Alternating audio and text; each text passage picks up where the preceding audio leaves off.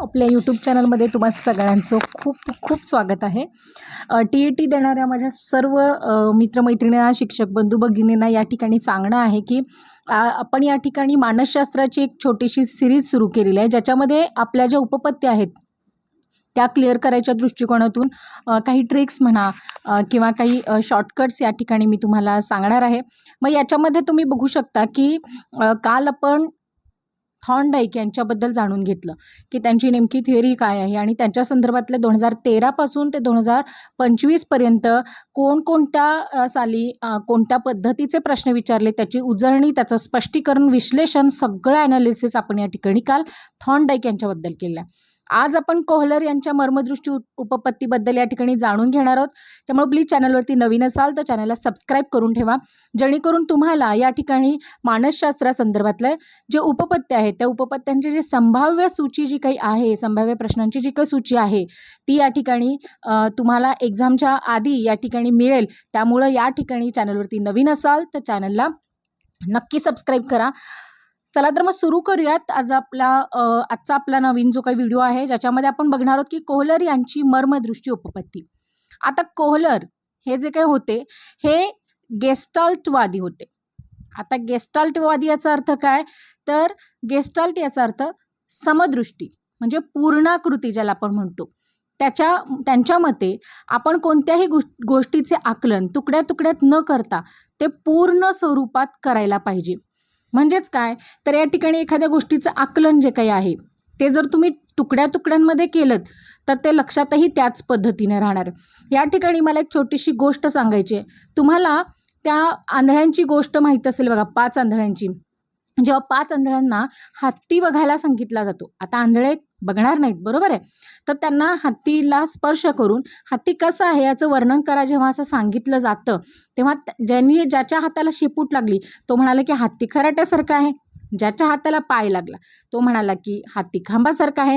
ज्यांनी त्याच्या पोटाला स्पर्श केला तो म्हणाला की हत्ती भोपळ्यासारखा गोल आहे. ज्याला त्याच्या कानाला स्पर्श केला त्यांनी सांगितलं की हत्ती तर बाबा सुपासारखा आहे. तर अशा प्रकारे ज्यांनी जो भाग स्पर्शून बघितला त्या दृष्टीनं त्यांना असं वाटलं की हत्ती तो, पण खरोखर हत्ती हा खांबासारखा किंवा सुपासारखा किंवा आणखीन मग भोपळ्यासारखा असा आहे का, नाही आहे. खरं तर त्या ठिकाणी हत्तीचे ते गुणधर्म म्हणजे हत्तीच्या एकेका अवयवाचं ते वर्णन आहे, बरोबर. पण हत्ती म्हणजे तो नव्हे. हे जसं आहे तसं परिपूर्ण म्हणजे मर्मदृष्टी याचा अर्थ काय, तर त्याही पलीकडे म्हणजे आपण जे काही बघतोय तर त्याच्याऐवजी आपल्याकडं जे काही ज्ञानाचा त्याच्या तुकड्या तुकड्यांमध्ये जे काही विभाजन केलेलं आहे ते जेव्हा आपण परिपूर्ण बनवतो तेव्हा त्या ठिकाणी एखाद्या ज्ञानाचं किंवा एखाद्या गोष्टीचं आकलन आपल्याला होतं. पुढे सांगितलेलं आहे की याच्यामध्ये तुम्ही पॉईंट लक्षात घेऊ शकता की सुलतान नावाच्या चिंपांजीवरील प्रयोग. मग कोहलर यांनी सुलतान नावाच्या एका हुशार चिंपांजीवरती 2 महत्त्वाचे प्रयोग केले. कुठले कुठले केले, तर या ठिकाणी तुम्ही पहिला बघू शकता की खोक्याचा प्रयोग केला. माझ्या आता एक लक्षात ठेवा, काल आपण थॉर्नडाईक यांच्याबद्दल बघितलं. थॉर्नडाईक यांनी जो प्रयोग केला तो कोणावरती केलेला होता, मांजरावरती. आता या ठिकाणी या कोहलर यांनी कोणावरती प्रयोग केला आहे, सुलतान नावाच्या चिंपांजीवरती. प्रश्न विचारले गेलेले आहेत की कोहलर यांनी कोणत्या प्राण्यावरती या ठिकाणी प्रयोग केलेले आहेत, तर या ठिकाणी सुलतान नावाचा चिंपांजी हेही लक्षात घ्या. मग त्याच्यावरती 2 प्रयोग केले. कुठला, तर पहिला आता खोक्याचा प्रयोग. तो कोणता आहे बघा, सुलतानला म्हणजे त्या चिंपांजीला एका खोलीत बंद केलं आणि त्याला केळी टांगली आणि केळी उंचावरती असल्यामुळे त्याचा हात पोचत नव्हता आणि खाली एक खोके ठेवले. सुलतानने सुरुवातीला उड्या मारल्या, प्रयत्न केले, पण यश आले नाही. मग त्यानं शांत बसून परिस्थितीचे निरीक्षण केले आणि अचानक त्याला मर्म उमजले.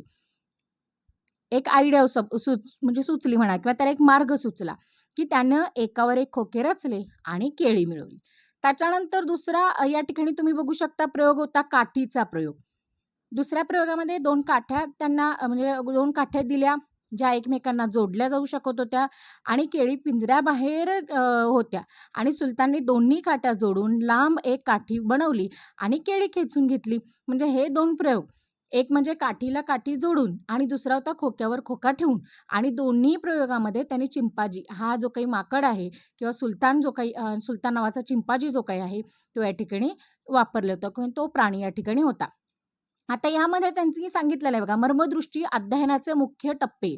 मग अध्ययन कसे घडते याचे टप्पे खालीलप्रमाणे आहेत. मग आता तुमच्या लक्षात आलं असेल, मर्मदृष्टी म्हणजे काय, की एखादी समस्या जेव्हा आपण बघतो, म्हणजे एखादी समस्या आपल्यापुढं असते, मग ते विद्यार्थी असो, शिक्षक असो, होय की नाही?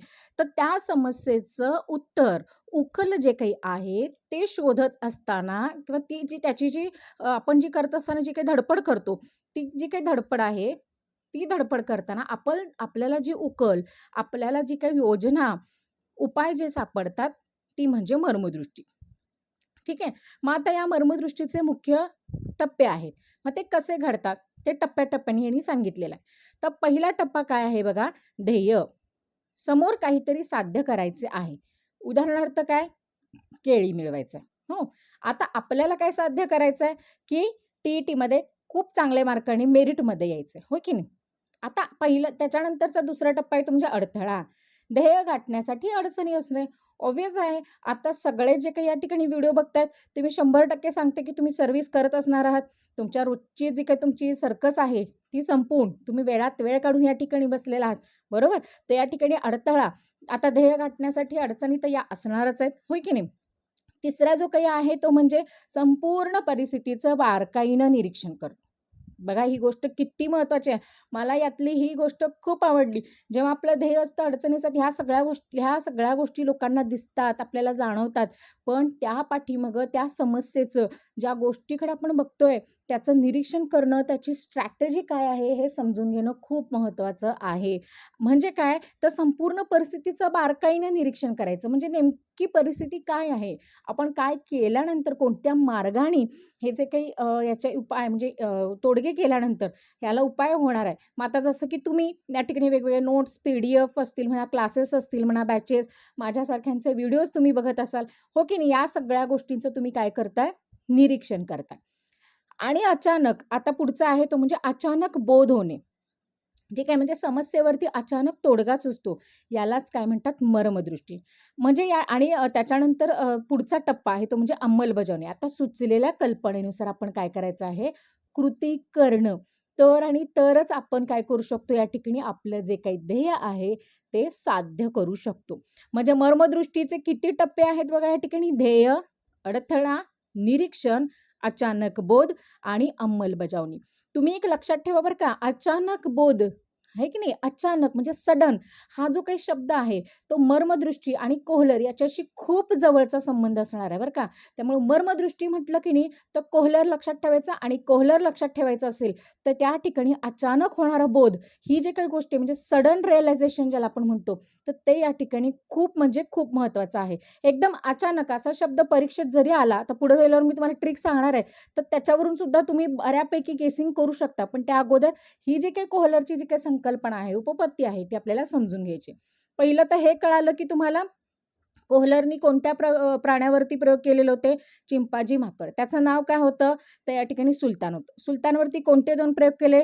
एक होता तो म्हणजे खरं तर एकच प्रयोग होता म्हणजे केळी मिळवण्याचा, होय की नाही? पण त्याच्यामध्ये 2 पद्धती वापरलेल्या होत्या. एक म्हणजे छताला केळी ठेवलेली होती आणि काही बॉक्सेस त्या खोलीमध्ये ठेवलेले होते. मग त्याला नंतर ते मर्म झालं, की आपण बॉक्सवरती बॉक्स ठेवू शकतो. हे एक झालं आणि दुसरं होतं 2 काठ्या त्याला दिल्या. त्या काठ्या ज्या काही आहेत त्या एकमेकाला बांधल्या आणि त्यानं पिंजऱ्याबाहेर ठेवलेली जी काही केळी होती ती मिळवली, हो की नाही? आणि त्याच्यावरून आपण काय शिकलो, की मर्मदृष्टीचे हे जे काही आपण टप्पे बघितले, त्यातले टप्पे कुठले-कुठले मी परत रिवाईज करते बघा. ध्येय आहे, अडथळा आहे, निरीक्षण, अचानक बोध आणि अंमलबजावणी. कळालं? ध्येय म्हणजे समोर आपल्याला काहीतरी मिळवायचं आहे. अडथळा म्हणजे ते गाठण्यासाठी येणाऱ्या अडचणी आहेत. निरीक्षण म्हणजे संपूर्ण परिस्थितीचं, मग ते समस्येचं सुद्धा असू देत किंवा ध्येयापर्यंत जाणाऱ्या रस्त्याचं असू देत किंवा ध्येयाचं, या सगळ्याचं बारकाईने निरीक्षण करायचं. आणि हे सगळं करत असताना आपल्याला अचानक बोध होतो आणि पटकन आपल्याला तोडगा किंवा त्या समस्येची उकल सापडते. याला मर्मदृष्टी म्हणायचं. बरं इथंच हा टप्पा संपत नाही, तर ते सगळं सुचल्यानंतर जो रोडमॅप आपण बनवलेला आहे, त्याचं इम्प्लिमेंटेशन, त्याची अंमलबजावणी होणं, हे सुद्धा या ठिकाणी गरजेचं आहे. हा सुद्धा त्याचा एक महत्त्वाचा टप्पा आहे. ठीक आहे. त्याच्यानंतर आहे मर्मदृष्टी अध्ययनाचे नियम जे प्रिन्सिपल्स आहेत, ते याच्यामध्ये कोहलर यांनी काही महत्त्वाचे नियम सांगितलेले आहेत. आता त्याचे टप्पे बघितले, ठीक आहे. आता नियम बघूया चला. आता पहिला नियम काय आहे तो म्हणजे पूर्णत्वाचा. आपण अपूर्ण माहितीला आपल्या अनुभवाने पूर्ण करण्याचा प्रयत्न करतो बघा. तुम्हाला हा प्रयोग माहिती असेल बघा. बऱ्याचदा आपण वर्कशॉपला वगैरे जातो, ट्रेनिंगला वगैरे जातो, तर त्या ट्रेनिंगला गेल्यानंतर आपल्याला एक खेळ किंवा वर्गात आपण सुद्धा मुलांच्यावरती केलेला असेल बघा. एखादी गोष्ट आपल्याला सांगितली जाते आणि ती पूर्ण करायला सांगतात. हो, हो की नाही? फॉर एक्झाम्पल एखाद्या 1-2 ओळी मी सांगितल्या तुम्हाला कवितेच्या आणि त्या पूर्ण करा असं सांगितलं. तर या ठिकाणी तुम्ही तुमच्या कल्पनेने ती ओळ पूर्ण करता. ठीक आहे. आता या ठिकाणी रोज येणारं वर्तमानपत्र याला दैनिक म्हणतात. हे त्रिकालाबाधित सत्य आहे. म्हणजे ह्याचं उत्तर अपेक्षितच आहे. पण या ठिकाणी मी जर कवितेच्या ओळी सांगितल्या तुम्हाला, हो की नाही? तर या ठिकाणी तुम्ही तुमच्या कल्पनेने ते वाक्य, ते सर्कल जे काही आहे, ते पूर्ण करण्याचा प्रयत्न करता. बऱ्याचदा रोमर्स म्हणजे या ठिकाणी आपण अफवा ज्या म्हणतो बघा, त्या अशाच पसरतात. ह्या कल्पकतेतूनच अफवा पसरतात. हे एक एक्झाम्पल मी तुम्हाला दिलं. बघा एखादी गोष्ट आपण एक 5-6 जण समजा बसलेलो आहोत. हां, आता त्या 5-6 जणांमध्ये मी एखाद्याच्या कानामध्ये समजा एखादी गोष्ट सांगितली. तर 7व्या माणसाच्या तोंडातून येताना ती भलतीच होऊन बाहेर पडते बघा. आणि ते खूप विचित्र आणि काहीतरी वेगळं असतं. जे मी सांगितलेलं असतं त्याच्यापेक्षा काहीतरी प्रचंड वेगळं असतं. मग याच्यामध्ये काय झालेलं असतं, तो मधला कोणीतरी कल्पक असतो किंवा मग त्याला ऐकू काहीतरी वेगळं येतं आणि त्याची त्याची समजून घेण्याची क्षमता काहीतरी वेगळी असते आणि त्याच्यातून त्या गोष्टीला एक वेगळं रूप प्राप्त होतं. ठीक आहे. त्याच्यानंतरचा नियम आहे समीपता नियम. आता एकमेकांच्या जवळ असणाऱ्या वस्तू आपल्याला एक गट म्हणून दिसतात. बघा समीपतेचा नियम. म्हणजे बऱ्याचदा एकत्र असणाऱ्या वस्तू एकत्र नसतात, पण त्या आपल्याला गटात आहेत अशा वाटतात. हा समीपतेचा नियम आहे. म्हणजे एकमेकांच्या जवळ असणाऱ्या वस्तू आपल्याला संपूर्ण एक गट आहे. म्हणजे एक व्यक्ती एक गट नाही, तर एका गटामध्ये 2 व्यक्ती या ठिकाणी एकत्र आहेत असं वाटतं. पुढचा नियम आहे समानतेचा नियम. सारख्या दिसणाऱ्या गोष्टींचे आपल्याला लवकर आकलन होते.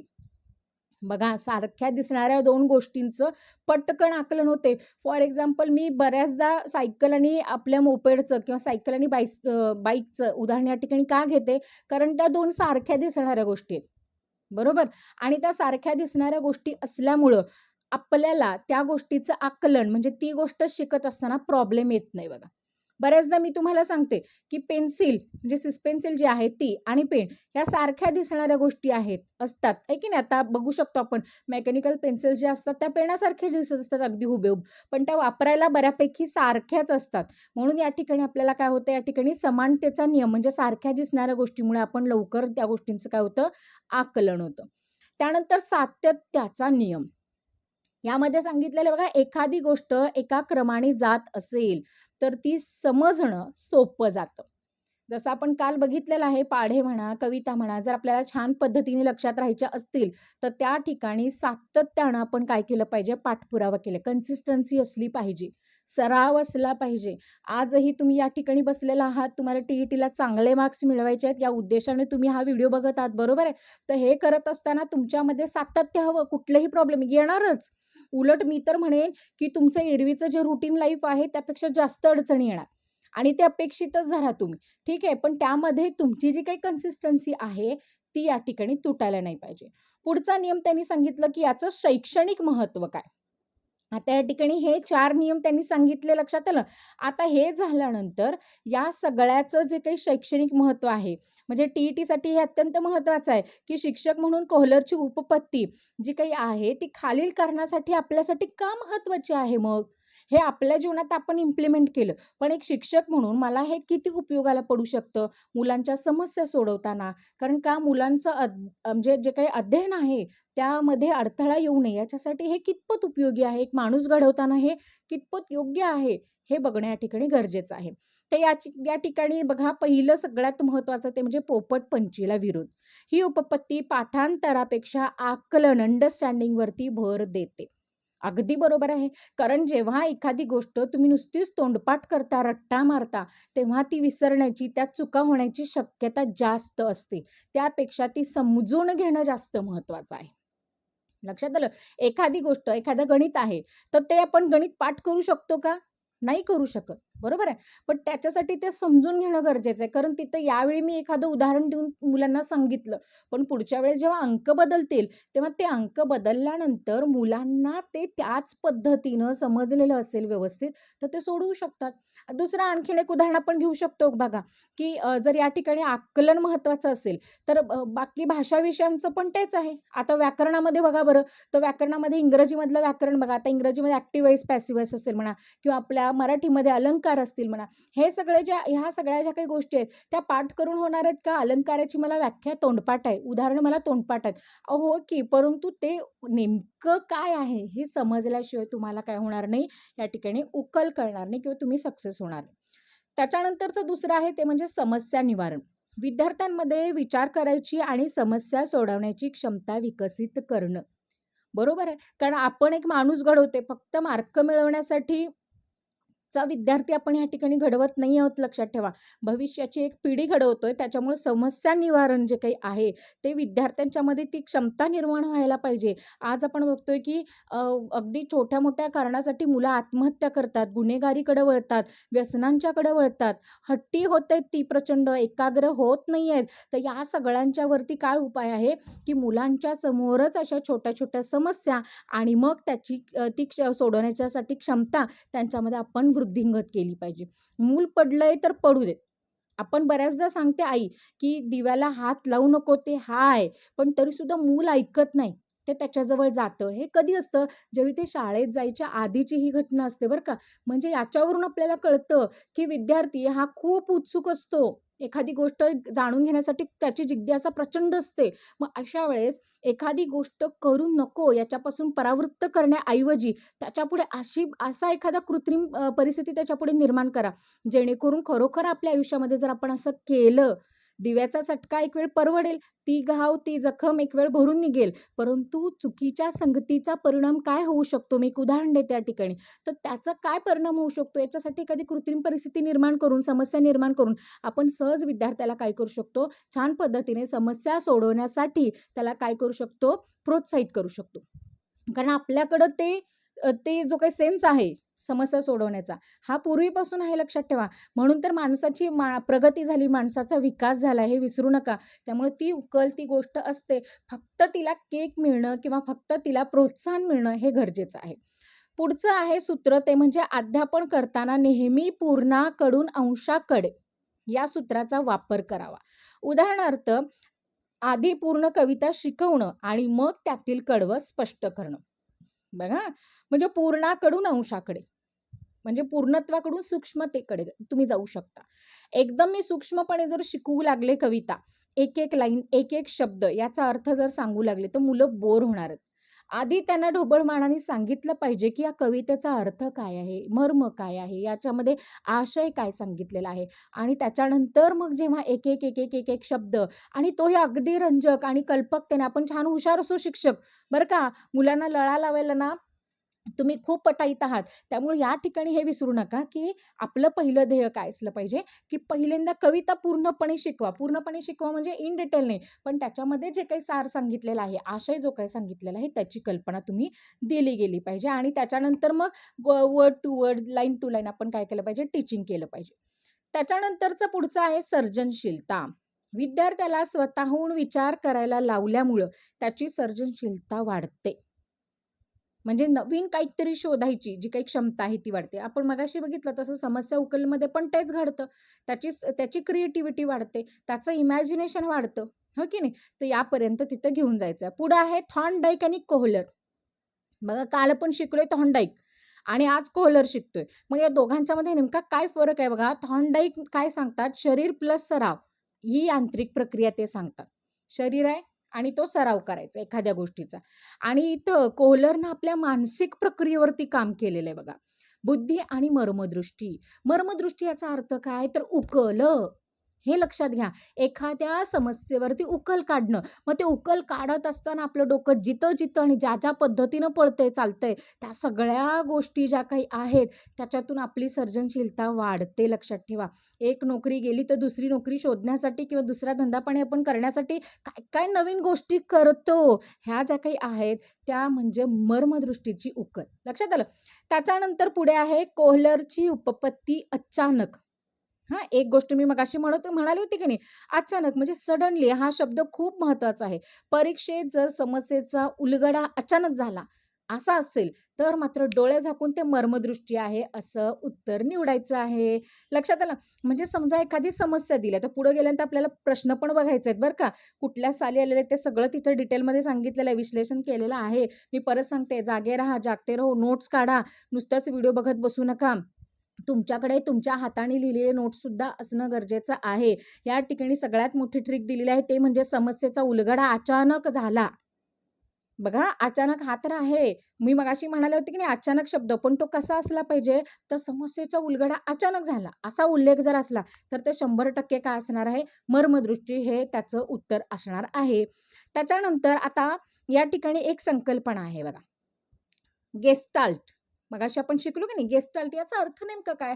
तर गेस्टाल्टचे प्रणेते होते किंवा गेस्टाल्ट विचारांचे होते. तर जे काही कोहलर आहेत ते गेस्टाल्टवादी होते. मग गेस्टाल्ट हा जो काही शब्द आहे तो जर्मन शब्दाचा अर्थ आहे आणि त्याचा अर्थ काय तर पूर्णाकृती किंवा समष्टी असा आहे.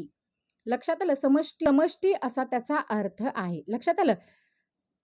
त्याच्यानंतर आहे, की यांनी एक तत्व सांगितलेलं आहे. याच्यामध्ये बघू शकता, की संपूर्ण हे त्यांच्या भागांच्या बेरजेपेक्षा मोठे असते. म्हणजे the whole is greater than the sum of its part. म्हणजे संपूर्ण जे काही आहे, त्याच्या भागांच्या बेरजेपेक्षा मोठं असतं.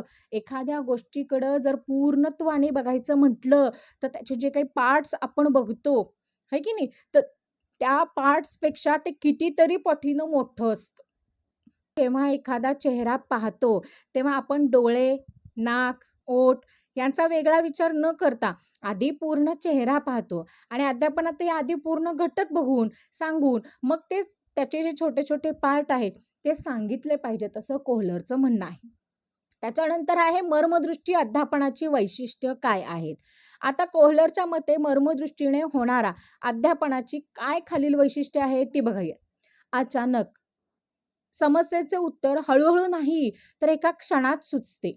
यालाच एक्सपिरियन्स असं म्हणतात. लक्षात आलं? या ठिकाणी बघा असं घडतं, की कधी-कधी आपण एखादी समस्या आपल्यापुढे आहे. दिवसभर विचार करतो आणि अचानक आपण झोपायला जातो आणि बिछाण्यावरती डोकं ठेवतो आणि थोडंसं एकदम स्लाइटली आजचा दिवस कसा गेला हे विचार करताना अचानक आपल्याला काय होतं, या ठिकाणी त्याची उकल सापडते किंवा आपण मुलांना खेळताना बघतो आणि तिथं आपल्याला समस्येची उकल सापडते. बरोबर? तर या ठिकाणी हे अचानकच होतं. पुढं सांगितलेलं आहे अनुभव साठवण. मर्मदृष्टीने शिकलेल्या गोष्टी ज्या काही आहेत, ते माणूस कधीही विसरत नाही. कारण ती घोकमपट्टी नसते, तर समजलेली असते. कारण मुळात कोहलर सर जे काही आहेत, ते घोकमपट्टीवरती विश्वास ठेवत नाहीत, तर आकलनावरती, निरीक्षणावरती आणि ती समजून घेण्यावरती, अंडरस्टँडिंगवरती या ठिकाणी भर दिलेला असतो. त्यामुळं ती अजिबातच विसरत नाही. लक्षात आलं? कारण एक-एक अनुभव आपल्या आयुष्यात त्या ठिकाणी आपण त्याच्यासाठी वेळ, एनर्जी आणि स्वतः आपली इन्व्हॉल्वमेंट त्याच्यामध्ये असते. त्यामुळं आपण त्या अनुभवातून शिकत असतो. संक्रमण. एकदा एका समस्येचे मर्म उमजले, की तशाच प्रकारच्या दुसऱ्या नवीन समस्येमध्ये तो अनुभव सहज वापरता येतो. बरोबर आहे. एकदा का आपण जसं की नवीन जॉइनिंग असतं आणि तिथं जॉइन झाल्यानंतर कुठल्या-कुठल्या अडचणी येतात या क्षेत्रामध्ये, हे एका पहिल्या वर्षी आपल्याला गेल्यानंतर समजलं, की मग पुढची अगदी कंटिन्यू काही वर्ष आपण सहज अगदी लिहिलेल्या ती कामं काय करत असतो, पार पाडत असतो. त्याच्यानंतर मध्यंतर, उत्तर सुचण्यापूर्वी जो शांत काळ असतो, ज्यामध्ये मेंदू माहितीवरती प्रक्रिया करत असतो, त्याला काय म्हणतात? इन्क्युबेशन. इन्क्युबेशन म्हणतात. इन्क्युबेशन अध्यापनाचे संघटन नियम. ओके. आता हे नियम कुठले आहेत? कोहलर आणि त्यांच्या सहकार्यांनी म्हणजे सहकारी कोण आहेत त्यांचे? वर्धायमर आणि कोफका. आता आकलनाचे त्यांनी काही नियम सांगितलेले आहेत. ते नियम कुठले आहेत? तर या ठिकाणी तुम्ही बघू शकता समीपतेचा नियम आहे, समानतेचा नियम आहे, सातत्याचा नियम आहे, पूर्णत्वाचा नियम आहे. मी मगाशी सुद्धा हे रिपीट केलं आणि मी परत सांगते, हे नियम जे काही आहेत वर्धायमर आणि कोफका यांनी सुद्धा याच्यामध्ये सहभाग दिलेला आहे. आता हे नियम कुठले आहेत? तर संघटनाचे नियम आहेत, हे विसरायचं नाही. आता ते कुठले आहेत मी परत रिवाईज करते. समीपतेचा म्हणजे एकमेकांच्या जवळ असणाऱ्या गोष्टी आपण एक गट म्हणून बघतो. समानतेचा नियम म्हणजे आकार, रंग, स्वरूप या एकसारख्या दिसणाऱ्या गोष्टी म्हणजे आपण एक गट मानतो. त्याच्यानंतर सातत्य म्हणजे आपले डोळे एका लयबद्ध किंवा सलग दिशेने जाणाऱ्या रेषेकडे अनुकरण करत असतात. बऱ्याचदा आपल्याला या गोष्टींचा अनुभव येतो बघा. पूर्णत्वाचा नियम याचा अर्थ काय? एखादी आकृती थोडी अपूर्ण असेल तर ती आपला मेंदू पूर्ण कल्पून म्हणजे आपलं डोकं वापरून आपण ती काय करतो? पूर्ण करण्याचा प्रयत्न करतो. हे 4 नियम लक्षात ठेवायचे आहेत. कुठले कुठले आहेत? समीपतेचा, समानतेचा, सातत्याचा आणि पूर्णत्वाचा. 3, 6 आणि पूर्ण. लक्षात आलं का? समजलं? 3, 6 आणि 1 पूर्ण. याच्यातून आपल्याला लक्षात येईल समीपता, समानता, सातत्य आणि परिपूर्णता. त्याच्यानंतर थॉर्नडाईक आणि कोहलर यांच्यातील प्रयोगात्मक जो काही फरक आहे. आता परीक्षेमध्ये खालीलप्रमाणे तुलनात्मक प्रश्न विचारले जातात. आता खरी गंमत चालू झाली बघा. बघा थॉर्नडाईक आणि कोहलर यांच्यातील प्रयोगात्मक फरक याच्या संदर्भातले प्रश्न बघा कसे विचारले जातात. आता ते विचारण्या अगोदर आधी तुम्ही तुलना करूयात आपण याची. थॉर्नडाईक आणि कोहलर तुम्हाला दिसत असेल स्क्रीनवरती. थॉर्नडरच्या मध्ये जर तुम्ही बघायला गेलात म्हणजे या ठिकाणी थॉर्नडाईकने मांजर वापरलं होतं. थॉर्नडाईकचं मांजर होतं आणि कोहलरचा सुलतान होता. मग आता थॉर्नडाईकची घोडेपेटी पझल जी काही बॉक्स होता तो बाहेरून बंद होता आणि पिंजरा जो का होता ते आत साधने त्याच्या उपलब्ध होती पिंजऱ्यामध्ये. आता इथं थॉर्नडाईकमध्ये बघायचं झालं तर शारीरिक हालचालींवरती भर होता आणि कोहलरनी काय केलं होतं? मानसिक निरीक्षणावरती भर दिलेलं होतं. आता इथं थॉर्नडाईकमध्ये बघतो की ॲक्सिडेंटली यश आलं. म्हणजे प्रयत्न करतोय आणि अचानक एका खटकेवरती बोट पडतो आणि त्याला यश मिळतं आणि ते ॲक्सिडेंटली असतं. पण तिथं खऱ्या अर्थाने मर्म होत नाही त्याला, की मी हे कसं मिळवलं. परत जर तो प्रसंग मांजरावरती आला तर कदाचित तो परत त्या खटकेवरती बोट दाबेल आणि तो कदाचित ती त्या गोष्टीवरती बक्षीस मिळवेल. परंतु त्या ठिकाणी प्रत्येक वेळी लक्षात घ्या, प्रत्येक वेळी हे याच पद्धतीने म्हणजे मी खटकेवरती बोट दाबल्यानंतर मला बक्षीस मिळेल असं नाही. कदाचित त्यावेळेला वेगळी परिस्थिती असू शकते, पाणी बरसू शकतं. परंतु या ठिकाणी थॉर्नडाईकच्या बाबतीत असं नाहीये. पण कोहलरच्या बाबतीत म्हणजे बाबतीतमध्ये मात्र जाणीवपूर्वक आणि अचानक आधी बोध होतो. बसलाय, त्याने भरपूर प्रयत्न केले आणि जाणीवपूर्वक का म्हटलेलं आहे? कारण त्यांनी वेगवेगळे प्रयत्न केलेले आहेत. आता मला काय करता येईल? कारण मी एवढे सगळे प्रयत्न, एवढे सगळे मार्ग आजमावून बघितलेले आहेत. आता पुढं काय? याच्यातून अचानक एकदम ट्यूब पेटते. का? कारण ह्या सगळ्या गोष्टींचं रिव्हिजन, या सगळ्या गोष्टींचं एकदा प्रयोग झालेला असतो त्यामुळे. आणि लास्टला आहे कमी बुद्धिमत्तेच्या प्राण्यांसाठी थॉर्नडाईक यांचं जे काही प्रयोग आहे उपपत्ती, ती उपयोगी आहे आणि कोहलरच्या बाबतीत झालं तर उच्च बुद्धिमत्तेच्या प्राण्यांसाठी प्रभावी आहे. बघा आपल्याला शिक्षकांना किती छान हे वापरता येईल. शाळेमध्ये, वर्गामध्ये आपले जे कमी बुद्धिमत्तेचे विद्यार्थी असतात किंवा जास्त बुद्धिमत्तेच्या विद्यार्थ्यांच्यासाठी आपण या पद्धतीने देऊ शकतो. म्हणून मी मागेही बऱ्याचदा सांगितलेलं आहे, वर्गामध्ये जर हायपर ॲक्टिव्ह स्टुडंट्स असतील तर त्यांना कोहलरची जी काही उपपत्ती आहे किंवा कोहलरचे जे काही सिद्धांत आहेत, तत्व आहेत, त्यांचा वापर करून आपण त्यांना काय करू शकतो? समस्येची उकल सोडवण्यासाठी प्रयुक्त करू शकतो. त्यानंतर या ठिकाणी तुम्ही बघू शकता की जर प्रश्नामध्ये खालीलपैकी कोणताही शब्द आला तर त्याचे उत्तर कोहलर मर्मदृष्टी असेल बरं का. कुठले ही एक खूप महत्वाची आणि इम्पॉर्टंट ट्रिक आहे बघा. याच्यामध्ये बघा पूर्णाकडून अंशाकडे, समस्या निराकरण पद्धती, आकलन आणि त्याच्यानंतर गेस्टाल्टवाद आणि अचानक होणारा बोध या शब्द या ठिकाणी आलेला असेल तर तुम्ही काय करू शकता? ते उत्तर कोहलर किंवा मर्मदृष्टी आहे हे लक्षात ठेवायचं. कुठले ते आहेत 5 शब्द? पूर्णाकडून अंशाकडे, समस्या निराकरण पद्धती, आकलन, गेस्टाल्टवाद आणि अचानक होणारा बोध. हे 5 म्हणजे कोहलर आणि कोहलर म्हणजे मर्मदृष्टी. हे विसरायचं नाही. पूर्ण अंश, समस्या निराकरण, आकलन, गेस्टाल्टवाद आणि अचानक होणारा बोध हे एकदा रिपीट करा आणि मगच लक्षात ठेवा. पुढचा आहे तो म्हणजे पहिला प्रश्न जो 2013 साली, 17 साली, 24 साली विचारलेला होता.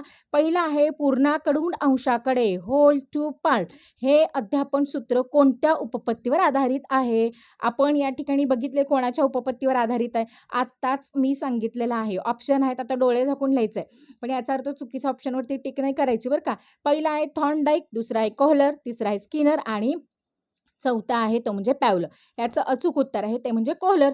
कारण आपण बघितलेलं आहे मर्मदृष्टी असेल, मग त्या मर्मदृष्टीमध्ये याच्या आधीचंच बघा आपण बघितलेलं आहे. पूर्णाकडून अंशाकडे, होल टू पार्ट असेल किंवा समस्या निराकरण असेल, आकलन, गेस्टाल्टवाद किंवा अचानक होणारा बोध म्हटलं की कोहलर किंवा मर्मदृष्टी हे आहे.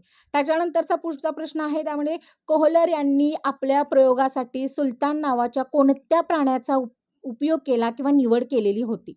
हा प्रश्न 2014 साली, 18 साली आणि अनुक्रमे 21 साली विचारला गेलेला आहे.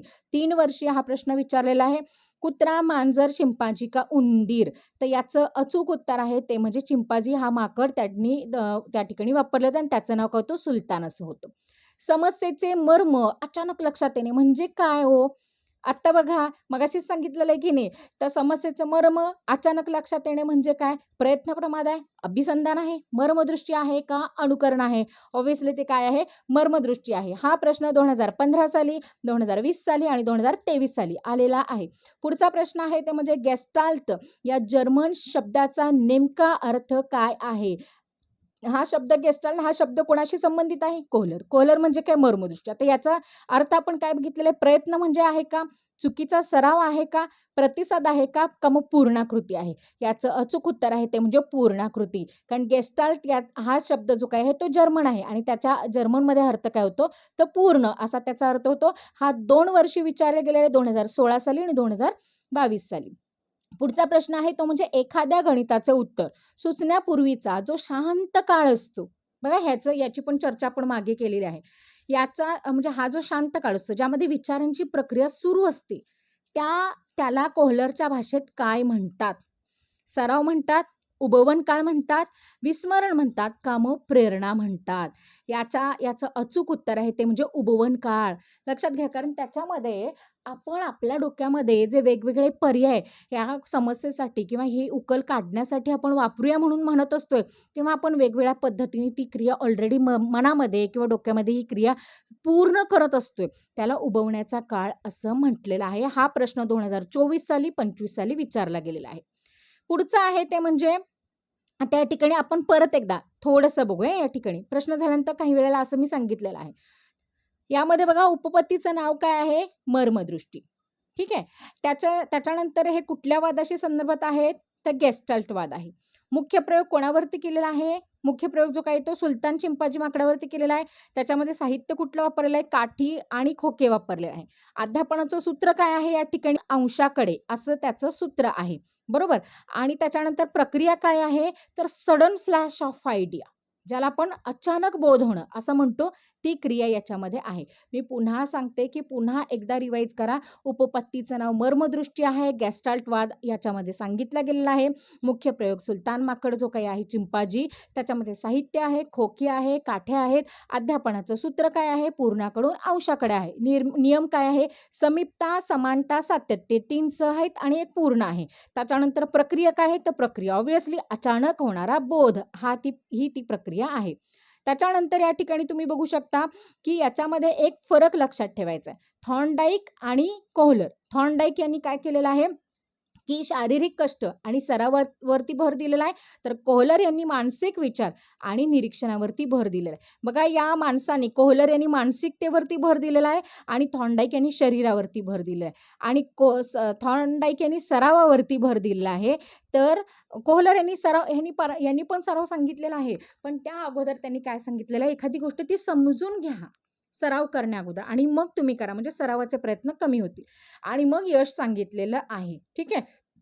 त्याच्यानंतरचा आपण बघू शकतो, की पुढचा प्रश्न 6वा. अध्ययन म्हणजे केवळ चुकांचं निराकरण नसून परिस्थितीची पुनर्रचना करणे होय, असे कोणत्या मानसशास्त्रज्ञांनी सांगितले? बघा, अध्ययन म्हणजे केवळ चुकांचं निराकरण नाही आहे, तर परिस्थितीची पुनर्रचना म्हणजे परिस्थितीच बदलून टाकायची. त्याच्यामध्ये पॅव्लोव आहे, स्किनर आहे, कोहलर आहे का वॅटसन आहे? याचं अचूक उत्तर आहे कोहलर. कारण का याच्यामध्ये आपल्याला बघा त्यांनी काय सांगितलेलं आहे, मानसिकदृष्ट्या आपल्याला उकल काढायला लावलेली आहे आणि ते करत असताना या ठिकाणी तुम्ही बघू शकता, की अगदी सहज तुम्ही या ठिकाणी काय करू शकता, परिस्थितीची पुनर्रचना आपल्याला हव्या त्या पद्धतीने तुम्ही करू शकता. हा प्रश्न 2019 आणि 2023 साली विचारलेला होता. एखाद्या विद्यार्थ्याला भूमितीमधील सिद्धता सोडवताना होणारा आनंद म्हणजे जे काही थेरम्स आहेत, तो कोणत्या प्रकारच्या अध्यापनाचं उदाहरण आहे हो? सराव, अभिसंधान, मर्मदृष्टी का मग अनुकरण? याचं अचूक उत्तर आहे ते म्हणजे मर्मदृष्टी. कारण त्यामध्ये मुलाला काय होतंय, की ती सोडवताना आनंद होतोय लक्षात ठेवा. आता सोडवताना आनंद का होतोय? कारण त्याचं जे प्रिव्हियस नॉलेज आहे, त्याने जे आधी समजून घेतलेली जी काही सिद्धता आहे, त्याच्यामध्ये ती सूत्र त्याला समजलेली आहेत.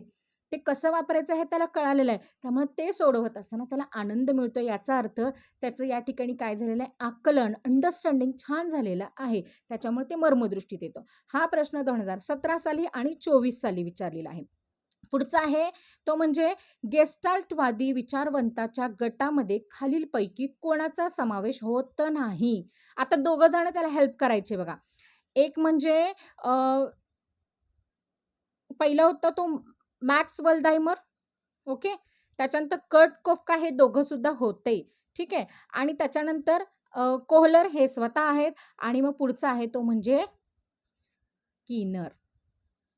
आहे की नाही? तर हे त्यांच्यासोबत त्यांच्या गटामध्ये नव्हते. नाहीतर हे तिघं सुद्धा जे आहेत, वर्धायमर असतील म्हणा, कोफका असेल म्हणा, कोहलर असतील म्हणा, हे तिघं सुद्धा कुठल्या वादाचे आहेत?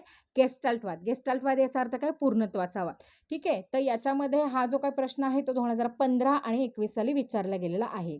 आता परीक्षेसाठी एक एक्सपर्ट ॲडवाईस तुम्हाला द्यायचा आहे, तो म्हणजे टी परीक्षेमध्ये जर रचनावाद किंवा पूर्णाकृतीवाद असा उल्लेख आला, तर त्याचा संबंध कोहलरशी जोडला जातो आणि थॉर्नडाईक कारक कौशल्यासाठी, हे कारक कौशल्य म्हटलं की थॉर्नडाईक आणि बोधात्मक कौशल्य म्हटलं की नाही कोहलर. कारक कौशल्य म्हणजे नुसतं आपल्याला यश मिळवायचं आहे. मग ते शारीरिक असो किंवा तुम्ही सतत प्रयत्न करून असो. आणि कोहलरच्या बाबतीमध्ये मात्र बोधात्मक म्हणजे अंडरस्टँडिंग याला जास्त महत्त्व दिलेलं आहे. म्हणजे ज्याला आपण म्हणतो की नाही कॉग्निटिव्ह स्किल्स याच्यावरती भर आहे. त्याच्यानंतर कोहलरची उपपत्तीच्या मर्यादा या ठिकाणी आहेत. ही उपपत्ती लहान मुलांसाठी किंवा कमी बुद्धिमत्ता असलेल्या व्यक्तींसाठी कठीण जाऊ शकते. कारण याच्यामध्ये मर्मदृष्टीमध्ये साहित्य दिलेलं असतं आपल्याला, पण आपल्यालाच त्या ठिकाणी काय करायचा असतो, प्रयत्न करायचा असतो. म्हणजे सर्वच गोष्टी मर्मदृष्टीने शिकताही येत नाहीत. काही गोष्टींसाठी थॉर्नडाईकच्या सरावच करावा लागतो. उदाहरणार्थ शुद्ध लेखन, सुंदर अक्षराचा सराव हे सरावानेच होतं. लक्षात आलं? त्याच्यानंतर आहे शाळेमध्ये भूमितीमध्ये जी सिद्धता आहे, ती शिकवताना शिक्षकांनी प्रथम पूर्ण आकृती काढून मग तिच्या भागांकडे जावे. हे कोणत्या मानसशास्त्रीय सिद्धांताचं समर्थन आहे? प्रयत्न प्रमाण, अभिजात अभिसंधान, मर्मदृष्टी का मग साधक अभिसंधान? हा प्रश्न 2018 साली आणि 24 साली विचारलेला होता. हा जो काही म्हणजे ही जी काही पद्धत आहे, काय की आधी आकृती काढायचं आणि मग त्याचे सूक्ष्म पार्ट दाखवायचे किंवा मग त्याला नावं देत विद्यार्थ्यांना समजावून सांगायचं. ही मर्मदृष्टी उपपत्ती आहे. मगाशी आपण कवितेचं एक उदाहरण बघितलं बघा. आधी होल पोएम जी काही आहे ती मुलांना शिकवायची आहे आणि मग त्याच्यानंतर त्याचे जे काही बारकावे आहेत, जे वर्डिंग आहे, line to line, word to word जे काही एक्सप्लेनेशन आहे ते आपल्याला द्यायचं आहे. त्याच्यामुळं याचा नियमच आहे कोहलरचा, हा नियम आहे, हा सिद्धांतच आहे, की पूर्णाकडून अंशाकडे जायचं. म्हणजे आधी पूर्ण करा आणि मग छोट्या-छोट्या गोष्टींकडे म्हणजे सूक्ष्माकडे तुम्ही जा. त्याच्यानंतरचा पुढचा प्रश्न आहे, गेस्टाल्टवाद्यांनी अध्ययनामध्ये कशाला सर्वाधिक महत्त्व दिले आहे? सरावाला, दृढीकरणाला, अवबोधाला का प्रतिक्षिप्त क्रिया? आता हा जो प्रश्न आहे तो 2015 साली, 19 साली आणि 21 साली या ठिकाणी आलेला होता. ह्याचं करेक्ट उत्तर आहे ते म्हणजे अवबोध. म्हणजे एखाद्या गोष्टीचं बोध होणं किंवा त्या बाबतीमध्ये आपल्याला ज्याला आपण म्हणतो की नाही अ, आकलन होणं किंवा उकल होणं हे गरजेचं आहे. त्याच्यानंतर पुढचा प्रश्न आहे, कोहलरच्या मते मर्मदृष्टी प्राप्त होण्यासाठी खालीलपैकी कोणती अट आवश्यक आहे? 2017 आणि 23 साली विचारलेला होता. म्हणजे बघा कोहलरच्या मते मर्मदृष्टी प्राप्त होण्यासाठी खालीलपैकी कोणती अट आवश्यक आहे? बक्षीस मिळवणं, वारंवार चुका करणं, समस्येच्या घटकांची मांडणी नजरेसमोर आणणं का मग केवळ अनुकरण करणं? याचं उत्तर आहे ते म्हणजे समस्येच्या घटकांची मांडणी नजरेसमोर आणणं. म्हणजे समस्येचे जे घटक आहेत त्याची मांडणी आपण आधी करणं गरजेचं आहे आणि मगच आपल्याला मर्मदृष्टी प्राप्त होऊ शकते. अध्ययन म्हणजे चेतक, स्टिम्युल्स आणि प्रतिसाद म्हणजे रिस्पॉन्स याच्यातील सांधा नसून ती एक बौद्धिक पुनर्रचना आहे. हा विचार कोणी मांडला? 2013 आणि 20 साली आलाय. बघा इथं दोघांच्या बद्दल एकत्र प्रश्न आहे. स्टिम्युलस आणि रिस्पॉन्स. हो की नाही? म्हणजे आपण एस-आर पद्धत जी एस-आर म्हटलं की नाही कोण आहे? थॉर्नडाईक आहेत. पण या ठिकाणी बघा त्यांनी काय सांगितलं आणि ह्या बरोबर कोहलरांचं काय मत आहे ह्याच्या उलट आहे बघा. अध्ययन म्हणजे फक्त एस-आर यांच्यामधला म्हणजे एस-आर नाही आहे. म्हणजे सांधा नसून तर बौद्धिक पुनर्रचना सुद्धा आहे. म्हणजे परिस्थितीच बदलून टाकायची आहे. असा विचार कोणाचा आहे? तर कोहलर यांचा आहे. लक्षात आलं? पुढचा प्रश्न आहे तो म्हणजे प्रश्न नाही इथे तुमच्यासाठी खूप छान विचार दिलेले बघा. तुमच्या तयारीसाठी एक सुंदर विचार. थॉर्नडाईक आणि कोहलर हे 2 विरुद्ध टोकाचे विचारवंत आहेत. थॉर्नडाईक म्हणतात करून बघा, आहे की नाही? आणि कोहलर म्हणतात विचार करून पहा. किती सुंदर वाक्य बघा. कोहलर थॉर्नडाईक म्हणतात आधी करून करून तरी बघा, सुरुवात तरी करा. पण कोहलर म्हणतात विचार करून पहा. ठीक आहे? या ठिकाणी. पुढचा आहे पुढे आपण बघूयात. मर्मदृष्टी अध्यापनाचे 5 गौण नियम. हां, हे बघणं खूप गरजेचं आहे. आपण नियम बघितले होय की नाही? याच्यामध्ये 3 होते आणि 1 पूर्ण होता. आता या ठिकाणी बघा मर्मदृष्टीचे काही गौण नियम सांगितलेले आहेत. हे कुठले-कुठले आहेत बघा. पहिला या ठिकाणी सांगितलेला आहे. कोहलरने प्रत्यक्ष नियम दिले नसले तरी गेस्टाल्टवाद्यांनी आकलनाचे जे नियम दिले आहेत त्यांनाच आपण अध्ययनाचे आधार मानले जातात. आता त्यातला पहिला कुठला आहे तर सम्यक मांडणीचा नियम. सम्यक याचा शब्दाचा अर्थ म्हणजे काय? पूर्ण, व्यवस्थित किंवा योग्य. सम्यक या शब्दाचा अर्थ तुम्ही योग्य असा घ्या. ठीक आहे? योग्य पद्धतीने. सम्यक म्हणजे काय? योग्य. योग्य मांडणीचा नियम. माहिती नीट मांडलेली असेल तर लवकर समजते. बरोबर आहे? माहिती जर नीट मांडली नसेल, मी जर प्रश्न जर व्यवस्थित विचारला नाही, तर विद्यार्थ्याला ते कळणार आहे का? नाही कळणार. त्यामुळे या ठिकाणी आणि मेन म्हणजे प्रश्नापेक्षा सुद्धा प्रश्न विचारण्या अगोदर जो कंटेंट मी मुलांना डिलिव्हर करणार आहे, शिकवणार आहे, तो व्यवस्थित जर क्रमबद्ध नसेल, तर मुलांना तो समजणार नाही. पुढचा नियम सांगितलेला आहे सादृश्य नियम. जुन्या अनुभवांसारखी नवीन परिस्थिती असेल, तर मर्म लवकर उमजते. बघा, जुन्या अनुभवांशी रिलेट करून शिकवायचंय, तर ती लवकर समजते. आपण जसं की या ठिकाणी गणिताचे काही सिद्धांत असतील म्हणा किंवा भूगोल असेल म्हणा किंवा मराठी असेल म्हणा, प्रत्येक विषयाला हे लागू होतं. या ठिकाणी बघा जुने काही अनुभव असतील, तर त्या नवीन परिस्थितीमध्ये आपण काय करू शकतो, मुलांना सांगू शकतो. लहान-मोठा आकार नियम. मोठ्या गोष्टींकडे आधी लक्ष द्या. म्हणजे जे अगदी पूर्ण आहे, ते नेमकं काय आहे, हे मुलांना सांगा. जशी आपली रिक्वायरमेंट काय असते, मला आता टी-ई-टी द्यायची तर टी-ई-टी म्हणजे नेमकं काय? हे पूर्ण जोपर्यंत कळत नाही. टी-ई-टी म्हणजे शिक्षकांच्या निवडीची चाचणी आहे किंवा त्याच्यामध्ये शिक्षकाची योग्यता तपासली जाते. हे ढोबळमानाने जोपर्यंत मला समजत नाही, तोपर्यंत नेमकं त्याच्यामध्ये पेपर 2 आहेत का 1 आहे? का तो किती मार्काचा आहे? सिलेबस किती? हे मला नंतर बघायचंय. मग मी सूक्ष्माकडे जाणार आहे. आधी मला ती कन्सेप्ट क्लिअर होणं, म्हणजे पूर्ण अभ्यास करणं. मला सूक्ष्माकडून पूर्णाकडे नाही जायचं. आधी पूर्णत्वाकडून मग सूक्ष्माकडे जायचं आहे. त्याच्यानंतर सातत्याचा नियम, सलग माहितीचं आकलन सोपं होते. सहज म्हणजे जसं सातत्यपूर्ण तुम्ही ठेवता, कन्सिस्टन्सी ठेवता, याच्यामध्ये ही गोष्ट खूप महत्त्वाची आहे. पुढे आहे साधेपणाचा नियम. Law of simplicity. कारण मेंदू बघा क्लिष्ट माहितीपेक्षा साधी माहिती आधी लवकर ग्रहण करतं. आता सोप्या भाषेपेक्षा तुम्ही हा व्हिडिओ बघताय म्हणजे बऱ्यापैकी हे सोपं काहीतरी चाललेलं आहे, हे तुमच्या लक्षात आलेलं आहे. बरोबर आहे? म्हणजे हे सोपं करून सांगण्याचं काम केलेलं आहे. त्याच्यामुळे प्लीज लाईक करा, शेअर करा आणि सबस्क्राईब करा. आता साधेपणाचा नियम सिम्प्लिसिटी आहे. मेंदू क्लिष्ट माहितीपेक्षा जे सोपं सांगितलेलं असतं ते लक्षात ठेवतात. म्हणून बघा बऱ्याचदा विद्यार्थ्यांना ते शिक्षक जास्त आवडतात, जे सोपं करून सांगतात. आहे की नाही? आता इंग्रजीच्या बाबतीत आमचं जर बघायचं झालं तर मुलांना ग्रामर हे आधीच नको असतं. कारण एक तर तो विषय त्यांना आवडत पण नसतो आणि बऱ्याचदा अशा न आवडणार म्हणजे ज्या विद्यार्थ्यांना तो विषय आवडत नाही, त्या विद्यार्थ्यांना तो आवडीचा बनवायचा असेल, तर हे कसं अगदी गमतीशीरपणे पद्धतीने शिकवतो, हे त्या ठिकाणी महत्त्वाचं आहे. म्हणजे अगदी सोपं करून त्यांना त्या ठिकाणी सांगणं हे महत्त्वाचं आहे. पुढचा प्रश्न बघूयात. एखाद्या जटिल समस्येवरती विचार करताना अचानकपणे मिळणारे समाधान आणि तोडगा याला मानसशास्त्रात काय संबोधले जाते? अध्ययन वक्र, विस्मरण, अनुभव का पठारावस्था? आपण हा शब्द शिकलेलो आहोत. हा जो काही प्रश्न आहे तो 2015 साली आणि 2023 साली लिहिलेला आहे. हा प्रश्न याचं उत्तर आहे अनुभव. लक्षात आलं का? कारण अचानक उत्तर सापडलं, अरे! आहा! अशी जी काही प्रक्रिया आपली प्रतिक्रिया येते त्या गोष्टीबद्दल, त्यावरूनच हे नाव या ठिकाणी पडलेलं आहे. पुढचं आहे कोहलरची मर्मदृष्टी उपपत्ती खालीलपैकी कोणाला विरोध करते? पूर्णाकृतीवाद, यांत्रिक सराव आणि घोकंपट्टी, समस्या निराकरण, बौद्धिक क्षमता. ऑब्व्हियसली कोहलर या ठिकाणी घोकंपट्टीला विरोध करतात. लक्षात आलं? कारण घोकंपट्टी किंवा यांत्रिक सराव जो काही परत-परत अननेसेसरीली रिक्वायर अरे तुम्ही किती वर्ष करणार? कारण एखाद्या गोष्टीचा बोध जर झाला, तर ती गोष्ट सोडून तुम्ही दुसरी गोष्ट घेऊ शकता ना. पण त्या गोष्टीला त्यांनी विरोध केलेला नाही. हा जो काही प्रश्न आहे तो 2016 साली आणि 2024 साली विचारला गेलेला आहे. पुढचा आहे पिंजऱ्यातील चिंपांझीने काठ्या एकमेकांना जोडून केळी मिळवली. ती पिंजऱ्याबाहेर होती हां. तर ही कृती खालीलपैकी कशाचे दर्शन घडवते?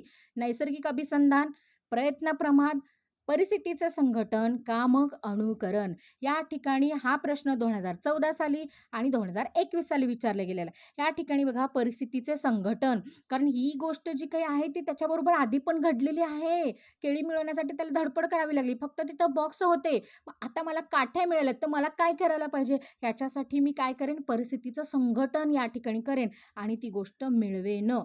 पुढचा प्रश्न आहे तो म्हणजे पूर्णाकडून अंशाकडे या अध्यापन सूत्राचा वापर खालीलपैकी कोणत्या विषयाच्या अध्यापनात सर्वात प्रभावी ठरेल?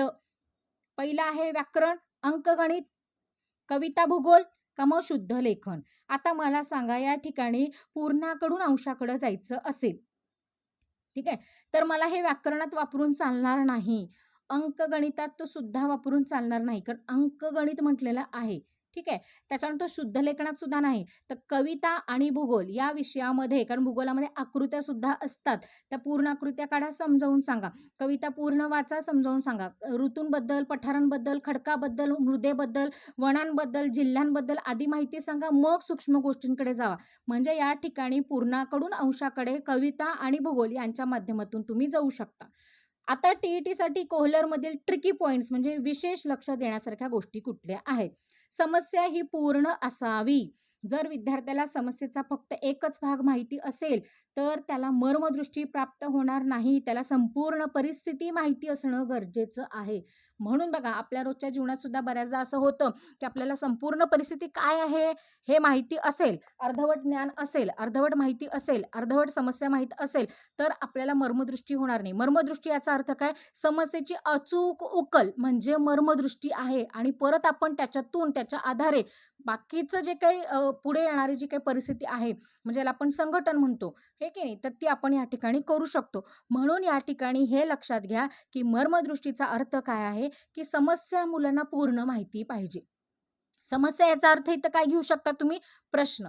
प्रश्न मुलांना व्यवस्थित तो नीटपणानं मांडणं हे आपलं काम आहे. जसं आपण कविता पूर्ण शिकवली, पण त्या कवितेवरती आधारित कुठले प्रश्न आहेत? हां, कारणे द्या येणार. अरे हो की, पण कारणे द्या नेमकं हे कशा पद्धतीने विचारलं जाणार? एखादं उदाहरणादाखल आपण प्रश्न मुलांना देणं गरजेचं आहे. हो की नाही? कवितेच्या ओळी पूर्ण करा. ओळी पूर्ण करा म्हणजे तुम्ही 1 शब्द देणार, 2 शब्द देणार, असं काहीतरी तिथे मुलांना दिलं जाणं हे गरजेचं आहे. तरच त्या ठिकाणी काय होणार आहे? उकल होणार आहे. आता पुढे सांगितलेलं आहे प्रेरणा. मर्मदृष्टीसाठी विद्यार्थ्यांमध्ये ती समस्या सोडवण्याची आंतरिक प्रेरणा असणं आवश्यक सुद्धा आहे. आता समोर मुळात इथंच तर या ठिकाणी काय आहे? काम महत्त्वाचं आहे बघा. तर जो शिकायला बसलेला विद्यार्थी आहे, त्याची शिकायची त्या ठिकाणी तयारी पाहिजे.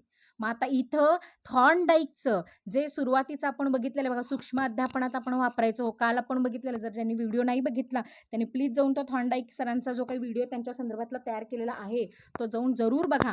कारण त्यामध्ये मी सांगितलेलं आहे, की जे सूक्ष्म अध्यापन आहे त्याच्यामध्ये आपण एक्झॅक्टली तेच करत असतो, की विद्यार्थ्यांच्यामध्ये म्हणजे सज्जतेचा नियम जो काही आहे, तो सज्जतेचा नियम थॉर्नडाईक यांनी सांगितलेला आहे. मला तर या ठिकाणी बाबा असंच वाटतं, की कुठेतरी या दोन्ही गोष्टी रिलेट करून आपण शिकवल्या तर छान म्हणजे जे काही आहे ते शिकवणं होणार आहे. कारण विद्यार्थ्यांना जेव्हा एखाद्या पाठाकडे घेऊन जायचं असतं, तेव्हा सुरुवातीला त्यांना शांत बसवणं किंवा त्याच्यामध्ये इंटरेस्ट तयार करणं हे फार गरजेचं आहे. आणि मग ते प्रत्येकातच असतं असं नाही. इव्हन दो कोणाच्यातच नसतं, आपण हे गृहीत धरूया. मग कुणाच्यातच नसतं तर ते प्रत्येकाच्यात निर्माण करायचं आहे. तर आपण ते कसं निर्माण करणार? तर त्याच्यामध्ये विद्यार्थ्यांना एखादी इंटरेस्टिंग गोष्ट आहे, पझल आहे, कोडा आहे, एखादा जोक आहे, एखाद्या कवितेची ओळ आहे किंवा त्यांना प्रिव्हियस नॉलेज चाचपडण्यासाठी काही प्रश्न आहेत, ते विचारून आपण जर त्या उपघटकापर्यंत विद्यार्थ्याला घेऊन आलो, तर 100% मुलांच्यामध्ये एक उत्सुकता निर्माण होते. अरे हां, मी हा गेस केला. घटक मी जो काही आहे आज शिकवणारे टीचर तो मी गेस केला. मग त्याची बसायची उत्सुकता जी काही आहे, तयारी जी काही आहे ती वाढणार आहे. आणि मग परत आपण कोहलर सरांच्याकडे येऊयात. कारण या ठिकाणी विद्यार्थ्याच्यामध्ये ती आंतरिक प्रेरणा असणं गरजेचं आहे. जसं की या ठिकाणी सुलतान जो काही आहे चिंपांझी, त्याला भूक लागली होती, बरोबर आहे. मग त्याला भूक लागणं या ठिकाणी गरजेचं होतं. जोपर्यंत मग ती भूक आता लागेल नाही लागेल माहीत नाही. पण एक शिक्षक म्हणून आपल्याला ती भूक चाळवता आली पाहिजे, निर्माण करता आली पाहिजे. ती कशी करणार? तर अशी उत्सुकता निर्माण करून. मग आता बुद्धीचं स्तर पुढे एक सांगितलेलं आहे. मर्मदृष्टी ही एक उच्च मानसिक प्रक्रिया असल्यामुळे ती लहान वयाच्या मुलांपेक्षा पौगंडावस्थेतील मुलांमध्ये अधिक स्पष्टपणे दिसून येते. बरोबर आहे. बौद्धिक बुद्धीचा जो काही स्तर आहे, आता मर्मदृष्टी छोट्या मुलांच्यामध्ये फारसं बघायला मिळणार नाही. कारण त्यांच्याकडून त्या गोष्टी सरावानेच करून घ्यायला लागणार आहेत. तसंच आपण थॉर्नडाईक यांची जी थेअरी वापरतो की नाही ती. मग जशी मुलं मोठी होतील, तशी त्यांना त्या मर्मदृष्टीचा काय होतो, बोध होतो, उपयोग होतो आणि हे फक्त शाळेतली गणितं, शाळेतले जे काही प्रश्नोत्तर आहेत, त्यांच्यापुरतं मर्यादित नाही ठेवायचं आपल्याला.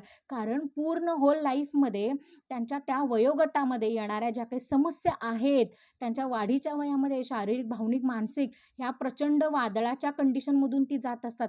अशा वेळेला एक शिक्षक म्हणून, एक मित्र म्हणून, एक गाईड म्हणून, एक पालक म्हणून आपली जबाबदारी आहे, की मुलाला त्या समस्येची उकल करण्यासाठी मदत करणं. पुढे आहे तो म्हणजे परीक्षेसाठी सराव प्रश्न बघा. तुमच्यासाठी हा प्रश्न मी टाकलेला आहे. ह्याचं उत्तर तुम्ही कमेंट करून सांगायचं. एक मुलगा सायकल शिकताना अनेकदा पडतो आणि शेवटी त्याला तोल सांभाळता येतो. हे थॉर्नडाईकचे उदाहरण आहे, बरोबर. पण जर त्याच मुलाला सायकलीची साखळी कशी बसवायची हे अचानक समजले, तर ते कोणाचे उदाहरण असेल? पावलावचे, स्किनरचे, कोहलरचे का मग वॉटसनचे? आता या ठिकाणी नुसतं A, B, C, D असं नका सांगू मला बरं का. या ठिकाणी या ठिकाणी A पॅवलॉव, B Skinner, C Kohler का मग D वॉटसन हे या ठिकाणी काय करायचं आहे? कमेंट करून सांगायचं आहे. त्याच्यानंतरचा पुढचा प्रश्न आहे तो म्हणजे एखाद्या जटिल समस्येवर विचार करताना अचानकपणे मिळणारे समाधान, तोडगा, उकल याला मानसशास्त्रात काय संबोधले जाते? अध्ययन वक्र, हा अनुभव, विस्मरण, पठारावस्था 2015 आणि 2023 साली हा अनुभव आहे. कारण ती त्यावेळची आपली प्रतिक्रिया अरेच्छा, अगो बाई असं असतं. त्याच्यामुळे त्या ठिकाणी अनुभव आहे. पुढचा प्रश्न आहे कोहलरची मर्मदृष्टी उपपत्ती खालीलपैकी कोणाला विरोध करते? या ठिकाणी पूर्णाकृतीवाद, यांत्रिक घोकंपट्टी, समस्या निराकरण का बौद्धिक क्षमता? 2016 आणि 2024 साली हा प्रश्न विचारला होता. घोकंपट्टी आणि यांत्रिक सरावाला त्यांनी विरोध केलेला आहे. पुढचा प्रश्न आहे पिंजऱ्यातील चिंपांझीने काठ्या एकमेकांना जोडून केळी मिळवली. ही कृती खालीलपैकी कशाचे दर्शन घडवते? नैसर्गिक अभिसंधान, प्रयत्न प्रमाद, परिस्थितीचे संघटन का अनुकरण? याचं अचूक उत्तर आहे ते म्हणजे परिस्थितीचं संघटन आणि हा 2014 आणि 21 साली विचारला गेलेला प्रश्न आहे. पूर्णाकडून अंशाकडे या अध्यापन सूत्राचे वापर खालीपैकी कोणत्या विषयासाठी? व्याकरण, अंकगणित, शुद्धलेखन, कविता, भूगोल. याचं अचूक उत्तर आहे ते म्हणजे कविता म्हणजे भाषेसाठी आणि भूगोलासाठी तुम्ही याचा वापर करू शकता. पुढील प्रश्न आहे खालीलपैकी कोणते विधान मर्मदृष्टी अध्ययनाचे वैशिष्ट्य दर्शवत नाही? अध्ययन जे आहे ते अचानक घडते. अध्ययनामध्ये बुद्धीचा वापर होतो. अध्ययन केवळ वारंवार केलेल्या सरावावरती अवलंबून आहे का अध्ययन प्रक्रियेत परिस्थिती पुनर्रचना होते? आता यामध्ये बघा की मर्मदृष्टीशी रिलेट करणारं नाहीये वैशिष्ट्य, तर ते आहे म्हणजे सराव.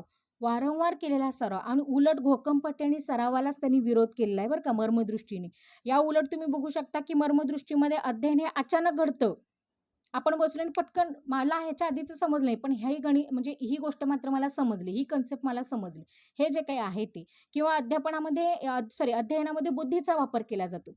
कारण ती वयोगट याचा उच्च आहे किंवा बुद्ध्यांक हा उच्च असतो आणि त्याच्यानंतर सांगितलेलं आहे की अध्ययन प्रक्रियेमध्ये परिस्थितीची पुनर्रचना होते.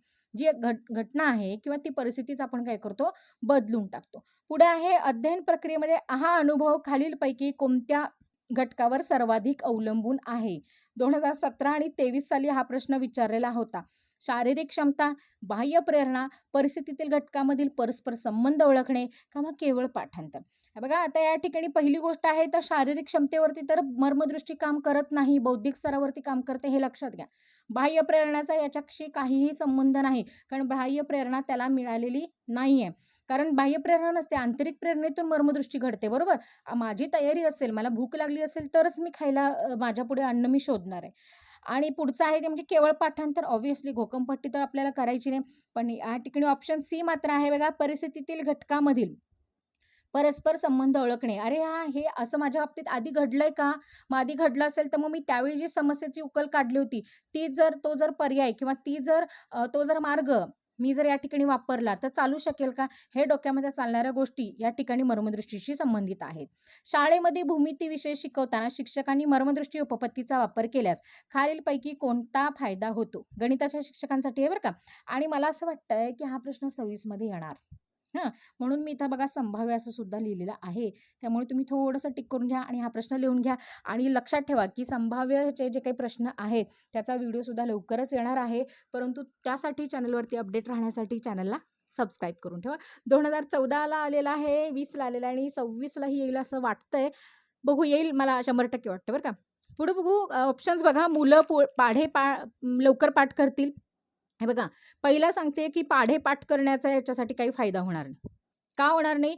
कारण घोकंपट्टीला वाव नाही. मुलांमध्ये तर्कशुद्ध विचार करायची आणि स्वतः समस्या सोडवण्याची क्षमता वाढणार आहे. तिसरं आहे ते म्हणजे मुलं केवळ शिक्षकांचं अनुकरण करतील, मुलांचं पाठांतर वाढेल. पाठांतर वाढणं, अनुकरण करणं ह्या सगळ्या गोष्टी थॉर्नडाईक सरांशी रिलेट करतात. त्यामुळे कोहलर सरांना या ठिकाणी एकच पर्याय या ठिकाणी शिल्लक राहिलेला आहे. तो म्हणजे मुलांमध्ये तर्कशुद्धी विचार करायची जी काही पद्धत आहे ती आणि समस्या उकल करण्याची क्षमता जी काही आहे ती यामध्ये वाढवण्याच्या दृष्टिकोनातून भूमितीच्या शिक्षकांनी मर्मदृष्टी उपपत्तीचा वापर करायला काहीही हरकत नाही. कोहलर यांच्या मते पूर्णाकृती म्हणजे काय? 2013, 19 आणि 25ला आलेला आहे. पुढे येऊ शकत नाही असं नाहीये बरं का. पुढे पर्याय बघा, एखाद्या गोष्टीचे छोटे भाग करणं, अनेक घटक जेव्हा अर्थपूर्ण पद्धतीने एकत्र येतात तेव्हा तयार होणारी स्थिती. तिसरं आहे केवळ प्रयत्नातून मिळणारे यश आणि चौथं आहे विसरून गेलेली माहिती. आता याचं जे अचूक उत्तर आहे ते म्हणजे अनेक घटक जेव्हा अर्थपूर्ण पद्धतीने एकत्र येतात तेव्हा तयार होणारी स्थिती म्हणजे पूर्णाकृती आहे, लक्षात ठेवा. कळालं? त्याच्यानंतरचा पुढचा प्रश्न आहे अध्ययन वक्रामध्ये लर्निंग कर्व जो आहे त्यामध्ये येणारी अचानक प्रगती ही कोणत्या प्रकारच्या अध्ययनाचे वैशिष्ट्य आहे? पावलावचे अभिसंधान, स्किनरचे अभिसंधान, कोहलरची मर्मदृष्टी का यांत्रिक पाठांतर? यांत्रिक पाठांतर म्हटलं की नाही इथं परत मी सांगते थॉर्नडाईक येतात. आता कोहलरची मर्मदृष्टीच इथं असणार आहे. हा प्रश्न 2015 साली विचारलेला होता. येऊ घातलेल्या वर्षी सुद्धा संभाव्य पद्धतीने विचारला जाणार आहे असं वाटतंय. संभाव्यता म्हणून या प्रश्नाला टिक करून घ्या, IMP म्हणून लिहून घ्या. परत प्रश्न रिपीट करते. अध्ययन वक्रामध्ये येणारी अचानक प्रगती कोणत्या प्रकारच्या अध्ययनाचे वैशिष्ट्य असू शकते? अचानक प्रगती. अचानक, अचानक, अचानक म्हटलं की नाही एकच ते म्हणजे कोहलर मर्मदृष्टी. लक्षात आलं? त्यामुळे पुढचा प्रश्न आहे कोहलरच्या प्रयोगात काठी, खोके हे कशाचं प्रतीक आहे? 2014 साली आणि 21 साली विचारलेला होता. संभाव्यता नाकारता येत नाही. याही वर्षी हा विचारला जाऊ शकतो. यामध्ये पर्याय आहेत ते केवळ खेळणं म्हणून आहे, समस्येचे निराकरण करणारं साधन म्हणून आहे, प्राण्याला त्रास देणारे उपकरण आहे का नैसर्गिक उद्दीपक आहे? उद्दीपकाचा याच्याशी काहीही संबंध नाही बरं का. कारण उद्दीपक म्हणून आपले सर अशा गोष्टी वापरत नाहीत. यामध्ये समस्येचं निराकरण करणारी साधनं म्हणूनच या ठिकाणी त्याच्यापुढे ती काठी आणि ती खोकं ठेवलेलं होतं. पुढे आहे एखाद्या नवीन विज्ञानाच्या प्रयोगाचे तत्व समजून घेताना विद्यार्थी आधी पूर्ण प्रयोगाचं निरीक्षण करतो आणि मग ती कृती करतो. हे खालील कोणत्या नियमाशी संबंधित आहे? 2017 आणि 24ला हा प्रश्न विचारला गेलेला होता. सरावाचा नियम आहे, तयारीचा नियम आहे, पूर्णाकृतीचा नियम आहे का परिणामाचा नियम आहे? हा नियम पूर्णाकृतीचा आहे. का? कारण एखाद्या नवीन विज्ञानाच्या प्रयोगाचे तत्व समजून घेताना आधी पूर्ण प्रयोगाचं निरीक्षण करतो आणि मग कृती करतो. बरोबर आहे. पूर्ण केल्याशिवाय आणि मुळात मर्मदृष्टी आणि पूर्णत्वाचा नियम आपल्याला काय सांगतो, की पूर्ण आधी समजून घ्या आणि मग सूक्ष्माकडे पळा. पुढचा प्रश्न आहे खालीलपैकी कोणता घटक मर्मदृष्टी प्राप्त होण्यात अडथळा ठरू शकतो? 2019 साली हा प्रश्न विचारला गेलेला आहे. संभाव्यता जास्त आहे याही वर्षी येऊ शकतो. प्रश्न मी पुन्हा रिपीट करते.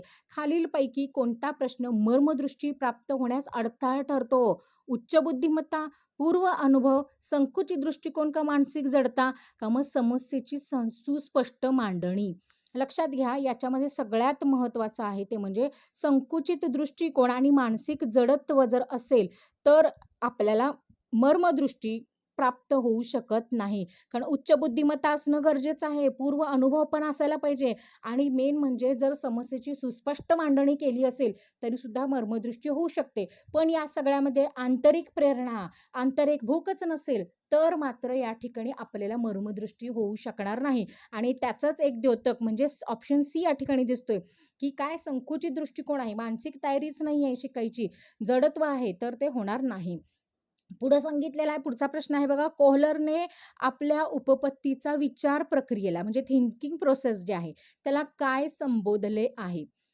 बघा, कोहलरने आपल्या उपपत्तीमध्ये विचार प्रक्रियेला, मला असं वाटतंय की संभाव्यतः हाही प्रश्न यावर्षी येऊ शकतो. ठीक आहे. फक्त काय की कृपा करून या ठिकाणी प्रश्नपत्रिका बदलू नयेत म्हणजे झालं. मला असं संभाव्यता वाटतंय सारखं सतत, की येईल म्हणून. ठीक आहे. आपण प्रयत्न करायचे, समजून घ्यायचे कन्सेप्ट, समजून घेतली की कुठलेही प्रश्न आले तर आपण या ठिकाणी आरामात सोडवू शकतोय. माझ्यासमोर कुठल्याही पद्धतीची ॲन्सर की नाही आहे, तुमच्या माहितीसाठी सांगते. आणि त्याच्याशिवाय या ठिकाणी मर्मदृष्टी समजून घेऊनच मी तुमच्यापुढे आलेली आहे. त्याच्यामुळे तुम्हालाही हे कठीण आणि अवघड जाणार नाही. फक्त सलग बसून हा व्हिडिओ बघायचा आहे. बघा, प्रश्न वाचते पुन्हा, कोहलरने आपल्या उपपत्तीमध्ये विचार प्रक्रियेला म्हणजे थिंकिंग प्रोसेस जे आहे त्याला काय संबोधले? 2013 आणि 20 ला आलेला आहे. बाह्य हालचाल, आंतरिक शोध, केवळ अनुकरण का शारीरिक सराव? आंतरिक शोध हे याचं करेक्ट उत्तर आहे. कारण आत्म्यासंदर्भात, मानसिकतेसंदर्भात, बुद्धीसंदर्भात, आंतरिक प्रेरणेसंदर्भातच कोहलर बोलत असतात. त्यामुळे लक्षात ठेवा की याच्यामध्ये आंतरिक शोध जे काही आहे त्याच्यावरतीच म्हणजे त्या विचार प्रक्रियेला या गोष्टीने संबोधले आहे. पुढचा प्रश्न आहे, जेव्हा एखादा विद्यार्थी गणिताची कूट प्रश्न म्हणजे पझल सोडवताना बराच वेळ विचार करतो आणि शेवटी आनंदाने युरेका असं म्हणतो म्हणजे ॲन्सर सापडला असं जेव्हा ओरडतो, तेव्हा तिथं कोणतं अध्ययन घडलेलं असतं? 2016 आणि 24 साली हा प्रश्न विचारला गेलेला आहे. याच्यामध्ये साधक अभिसंधान घडलं, अनुकरण घडलं, मर्मदृष्टी घडली का मग अभिजात अभिसंधान घडलं? या ठिकाणी मर्मदृष्टी, कारण मी मगाशी पण सांगितलेलं आहे, अचानक त्याला सापडलं किंवा अचानक कळालं असं जिथं वापरलेलं असतं तो प्रश्न म्हणजे मर्मदृष्टीचा असतो. आणि तसंही आपण तो जरी समजा मुद्दा वगळला किंवा बाजूला ठेवला, तर इथं दिसतंय बघा स्पष्ट, की जेव्हा एखादा विद्यार्थी गणिताचं कूट प्रश्न पझल सोडवतोय, होय की नाही, आणि बराच वेळ विचार केल्यानंतर आनंदानं अचानक त्याला सापडतं आणि आनंदाने ओरडू लागतो, की "हां, मला उत्तर सापडलेलं आहे." असं ज्यावेळी होतं, कारण त्यामध्ये ती प्रोसेस घडलेली असते ना, की तो बसून विचार करतोय, उकल शोधतोय, होय की नाही? त्याच्यामध्ये ती आंतरिक प्रेरणा आहे मुळात, त्या पद्धतीची परिस्थिती तो हाताळू शकतो आणि म्हणून या गोष्टी घडलेल्या आहेत. पुढचं आहे, गेस्टाल्टवादी विचारवंतांनी अध्ययन ही संज्ञा कशाशी जोडलेली आहे? 2015 आणि 21 साली हा प्रश्न विचारलेला आहे. हालचालींचे संकलन, चुकीचे निराकरण, ज्ञानात्मक संरचनेची पुनर्रचना का मग बाह्य उद्दीपक? हे बघा, या ठिकाणी प्रश्न कसा किती छान विचारले. मुळात हे आधी समजून घ्या, की गेस्टाल्टवादी जे विचारवंत आहेत, ते विचार कसा करतात? गेस्टाल्ट याचा अर्थ काय? पूर्णत्व, होय की नाही? मग पूर्णत्वाकडून सूक्ष्मत्वाकडे. आता इथं ऑप्शन बघा, हालचालींचं संकलन आहे का? नाही, हालचालींचा काही याच्याशी संबंध नाही. चुकीचं निराकरण कसं शक्य आहे? चुकीचं निराकरणाचे याच्याशी काही संबंधच नाही आहे. बाह्य उद्दीपकांची गरज नाही आहे, कारण आंतरिक प्रेरणेबद्दल आपण बोलतो. मग तिसरा मुद्दा राहिला आहे तो म्हणजे ज्ञानात्मक संरचनेची पुनर्रचना.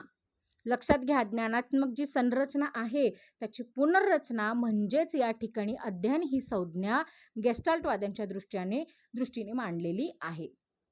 पुढचा प्रश्न आहे ती म्हणजे तो प्रश्न म्हणजे, कोहलरच्या मते मर्मदृष्टी प्राप्त होण्यासाठी समस्येची मांडणी कशी असायला लागते? हा प्रश्न 2017 साली आणि 23 साली विचारला गेलेला. मला सांगा, कोहलर यांच्या मते समस्या आपण मगाशी बघितलेलं आहे, समस्या ज्या का आहेत त्या कशा पाहिजेत? सुस्पष्ट पाहिजे. त्याची मांडणी व्यवस्थित पाहिजे. विद्यार्थ्यांना आधी समस्या तुम्ही देताय, प्रश्न देताय, तर तो व्यवस्थित द्या, पूर्ण द्या असं त्यांचं म्हणणं आहे. आणि शिकवताना सुद्धा आधी पूर्ण शिकवा आणि मग सूक्ष्म गोष्टींकडे जा. मग आता यामध्ये बघा, क्लिष्ट आणि विखुरलेलं सांगायचंय का? सुस्पष्ट संघटित सांगायचंय का? अत्यंत सोपं सांगायचंय का? मग गुप्त आणि न दिसणारं सांगायचंय? तर या ठिकाणी अत्यंत सोपं हे पण येऊ शकतं बऱ्याचदा, पण त्याच्याही पेक्षा महत्त्वाचं आहे ते म्हणजे सुस्पष्ट आणि संघटित असणं गरजेचं आहे. समस्या आपण सोपी सांगणार नाही हो, लक्षात ठेवा. आपण जेव्हा समस्या तयार करतो मुलांच्या पुढे, ती ती ती नुसती सोपी सांगून चालणार आहे का आपल्याला? नाही. तर ती सुस्पष्ट पण असायला पाहिजे, संघटित पण असणं गरजेचं आहे. म्हणजे या ठिकाणी ऑप्शन नंबर बी जो काही आहे, तो या ठिकाणी बरोबर आहे. आधी पूर्ण झाड पाहणं आणि त्यानंतर फांद्या आणि मग पानं, फुलं यांचा अभ्यास करणं. हे कोणत्या मानसशास्त्रीय सिद्धांताचे उपयोजन आहे? 2013, 18 आणि 25 साली हा प्रश्न विचारलेला आहे. थॉर्नडाईकच्या सरावाचा नियम आहे, कोहलरची मर्मदृष्टी आहे, पॅवलॉवचे अभिसंधान आहे का मग स्किनरचे दृढीकरण आहे? तर याचं अचूक उत्तर आहे याचं अचूक उत्तर आहे कोहलरची मर्मदृष्टी. लक्षात आलं? कारण यामध्ये त्यांनी काय सांगितलं, आधी झाड म्हणजे आधी काय सांगितलेलं आहे, पूर्ण गोष्ट सांगितलेली आहे आणि त्याच्यानंतर छोट्या-छोट्या गोष्टींकडे आपल्याला काय सांगितलेलं आहे, बघायला सांगितलेलं आहे. पुढचा प्रश्न आहे तो म्हणजे खालीलपैकी कोणत्या विषयात मर्मदृष्टी उपपत्तीचा वापर सर्वात कमी होतो? 2020 साली आणि 24 साली हा प्रश्न या ठिकाणी विचारला गेलेला आहे बघा. सगळ्यात कमी वापर कुठं केला जातो? भूमितीमध्ये, पाढे पाठांतरमध्ये, विज्ञानमध्ये का चित्रकलेमध्ये? या ठिकाणी मी म्हणेन पाढे पाठांतरमध्ये. हे उत्तर अगदी बरोबर आहे. कारण या ठिकाणी बघा भूमितीमध्ये आपण स्लाइटली वापरू शकतो. विज्ञानातही इव्हन दो चित्रकलेत सुद्धा तुम्ही या ठिकाणी वापरू शकता. पण पाढे पाठांतरासाठी मात्र तुम्हाला सरावच या ठिकाणी करावा लागतो. पुढचा आहे समग्रतेकडून अंशतेकडे. म्हणजे समग्रता या शब्दाचा समानार्थी शब्द पूर्णत्व आहे. लक्षात घ्या. आता हे सूत्र वापरताना शिक्षकाने वर्गात प्रथम काय करणं अपेक्षित आहे? 2015 साली, 21 साली आणि 24 साली हा प्रश्न येऊन गेलेला आहे. काय करणं अपेक्षित आहे? पाठातील कठीण शब्दांचा अर्थ सांगणं अपेक्षित आहे. संपूर्ण पाठाचा सारांश, मध्यवर्ती संकल्पना मांडणं का मग या ठिकाणी पाठातील स्वाध्याय सोडून घ्यायचा आहे का मुलांना पाठाचे वाचन करायला लावणं अपेक्षित आहे? समग्रतेकडून म्हणजे पूर्णत्वाकडून ज्याला आपण म्हणतो की पूर्णत्वाकडून अंशतेकडं. तर याच्यामध्ये काय अपेक्षित आहे तर संपूर्ण पाठाचा सारांश, मध्यवर्ती सेंट्रल थीम जी काय आहे ती मांडणं या ठिकाणी अपेक्षित आहे. फक्त मुलांना पाठ वाचा, डायरेक्ट स्वाध्याय सोडवा किंवा मग शब्द लिहा असं न सांगता त्यांना काय केलं पाहिजे, मध्यवर्ती संकल्पना समजावून सांगितलं गेलं पाहिजे आणि त्याच्यानंतर मग आपण काय केलं पाहिजे या ठिकाणी पुढे गेलं पाहिजे. इव्हन दो पहिल्या वाक्यावरूनच कळतं की समग्रतेकडून अंशाकडे हे सूत्र कोणाचं आहे? तर या ठिकाणी कोहलर यांचं आहे. बरोबर, मर्मदृष्टी आहे. मग याच्यामध्ये पूर्ण पाठ आला म्हणजे सारांश आला आणि मध्यवर्ती कल्पना आली. पुढचा आहे तो म्हणजे खालीलपैकी कोणता घटक कोहलरच्या मर्मदृष्टी अध्यापनात उत्प्रेरक म्हणून कार्य करतो? 2017 साली आणि 23 साली विचारला गेलेला आहे. यांत्रिक सराव, बाह्य बक्षीस, तीव्र गरज आणि भूक आणि केवळ शांत बसणे. बघा या ठिकाणी सगळ्यात महत्त्वाचं आहे, खालीलपैकी कोणता घटक कोहलरच्या मर्मदृष्टी अध्ययनात उत्प्रेरकाचं काम करतो? गरज ज्याला आपण म्हणतो, तीव्र गरज पाहिजे कशाची, की मला भूक लागलेली आहे किंवा मला मार्क मिळवायचे आहेत, मला नोकरी मिळवायची आहे, ही जी तीव्र गरज असते हे उत्प्रेरक आपल्याकडं असणं गरजेचं आहे आणि ते या ठिकाणी काय करतं, मर्मदृष्टी अध्यापनामध्ये उत्प्रेरकाचं काम या ठिकाणी करतं. गरज तयार व्हायला पाहिजे ना, भूक पाहिजे समोरच्या विद्यार्थ्यामध्ये, ती तयार होणं गरजेचं आहे. पुढचा प्रश्न आहे, मर्मदृष्टीने मिळवलेले ज्ञान हे कायमस्वरूपी असते कारण? 2014 आणि 20 साली विचारला गेलेला हा प्रश्न आहे. कारण ते शिक्षकांनी दिलेलं असतं म्हणून, ते पुस्तकातून पाठ केलेलं असतं म्हणून, का मग ते स्वतःच्या विचार प्रक्रियेतून आणि आकलनातून मिळालेलं असतं म्हणून, का मग डी ते वारंवार लिहून काढलेलं असतं म्हणून. आता या ठिकाणी परत मी येते बघा तिथं. शिक्षकांनी दिलेलं असते म्हणून आंधळेपणाने आपण लक्ष द्यायचं का नाही? पाठामध्ये म्हणजे पुस्तकातून आपण पाठ केले म्हणून ते योग्य आहे का नाही? का मग वारंवार लिहून काढले म्हणून योग्य आहे? नाही. कारण मर्मदृष्टीने मिळालेलं ज्ञान हे कायमस्वरूपी का असतं? कारण ते स्वतःच्या विचार प्रक्रियेतून आणि आकलनातून, अंडरस्टँडिंग हा शब्द या ठिकाणी खूप महत्त्वाचा आहे. कारण अंडरस्टँडिंगवरतीच मर्मदृष्टीवरती परत काम केलेलं आहे, सरावावरती नाही, हे लक्षात घ्या. त्यामुळे ऑप्शन वाचताना काळजीपूर्वक वाचा, स्वतःची विचार प्रक्रिया आणि आकलनातून. पुढचा प्रश्न आहे, 2 काठ्या एकमेकांना जोडून लांब काठी तयार करणे ही सुलतानाची कृती कशाचं उदाहरण आहे? 2013 आणि 2019 साली विचारला गेलेला होता हा प्रश्न. संभाव्यता आहे यावर्षी सुद्धा विचारला जाईल. लक्षात ठेवा, लिहून घ्या. मी परत एकदा सांगते तुम्हाला नक्कीच हा अनुभव येईल की या ठिकाणी तुम्हाला बरेच प्रश्न हे येऊ घातलेल्या एक्झाममध्ये रिपीट होण्याची शक्यता नाकारता येणार नाही. 2013 आणि 19 साली विचारला गेलेला आहे. या ठिकाणी पर्याय आहेत प्रतिसादाचं दृढीकरण, साधनांची पुनर्रचना, नैसर्गिक प्रतिक्षिप्त क्रिया का मग अभिसंधान. याचं करेक्ट उत्तर आहे ते म्हणजे साधनांची पुनर्रचना. प्रतिसाद, वारंवार प्रतिसाद नाही दिलेला आहे आपण, लक्षात घ्या. बरोबर, आपण विचार केलेला आहे कारण आपण बुद्धिमान आहोत. बरोबर. दुसरं आहे ते म्हणजे तिसरं ऑप्शन का नाही, कारण नैसर्गिक प्रतिक्षिप्त क्रिया म्हणजे ऍक्सिडेंटली घडतं आणि ते फ्राईड नाही, थॉर्नडाईक यांच्या उपपत्तीमध्ये आपल्याला प्रतिक्षिप्त क्रिया दिसते बघा. आणि अभिसंधानाचा तर काही संबंधच नाही आहे. त्याच्यामुळे या ठिकाणी साधनांची जी काही पुनर्रचना आहे ती केलेली आहे. का 2 काठ आहेत, त्या 2 आहेत. मग आता त्याची एक बनवणं म्हणजे त्याची पुनर्रचना केली ना. साधनं आहेत पण त्याची पुनर्रचना केली, परिस्थिती आहे पण त्याची पुनर्रचना केली आपण. आपल्याला हव्या त्या पद्धतीने आपण ती बनवलेली आहे, कारण समस्येची आपल्याला काय काढायची आहे, उकल काढायची आहे. पुढचा प्रश्न आहे कोहलरच्या मते पूर्णाकृती, ओके, हे ज्याला आपण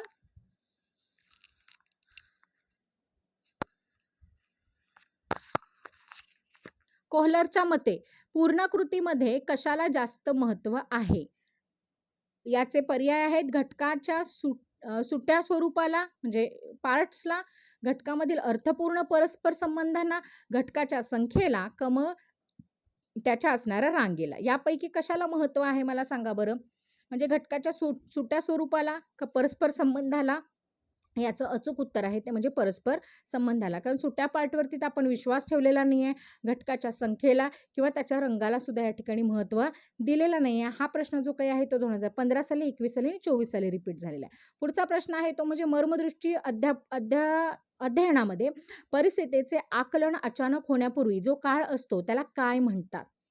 पठार काळ असतो, सराव काळ असतो, उपवन काळ असते का विस्मरण काळ असते. 2016 साली आणि 20 साली विचारले गेलेला आहे. त्या काळाला या ठिकाणी काय म्हटलं जातं, उपवन काळ असं म्हटलं जातं. ठीक आहे.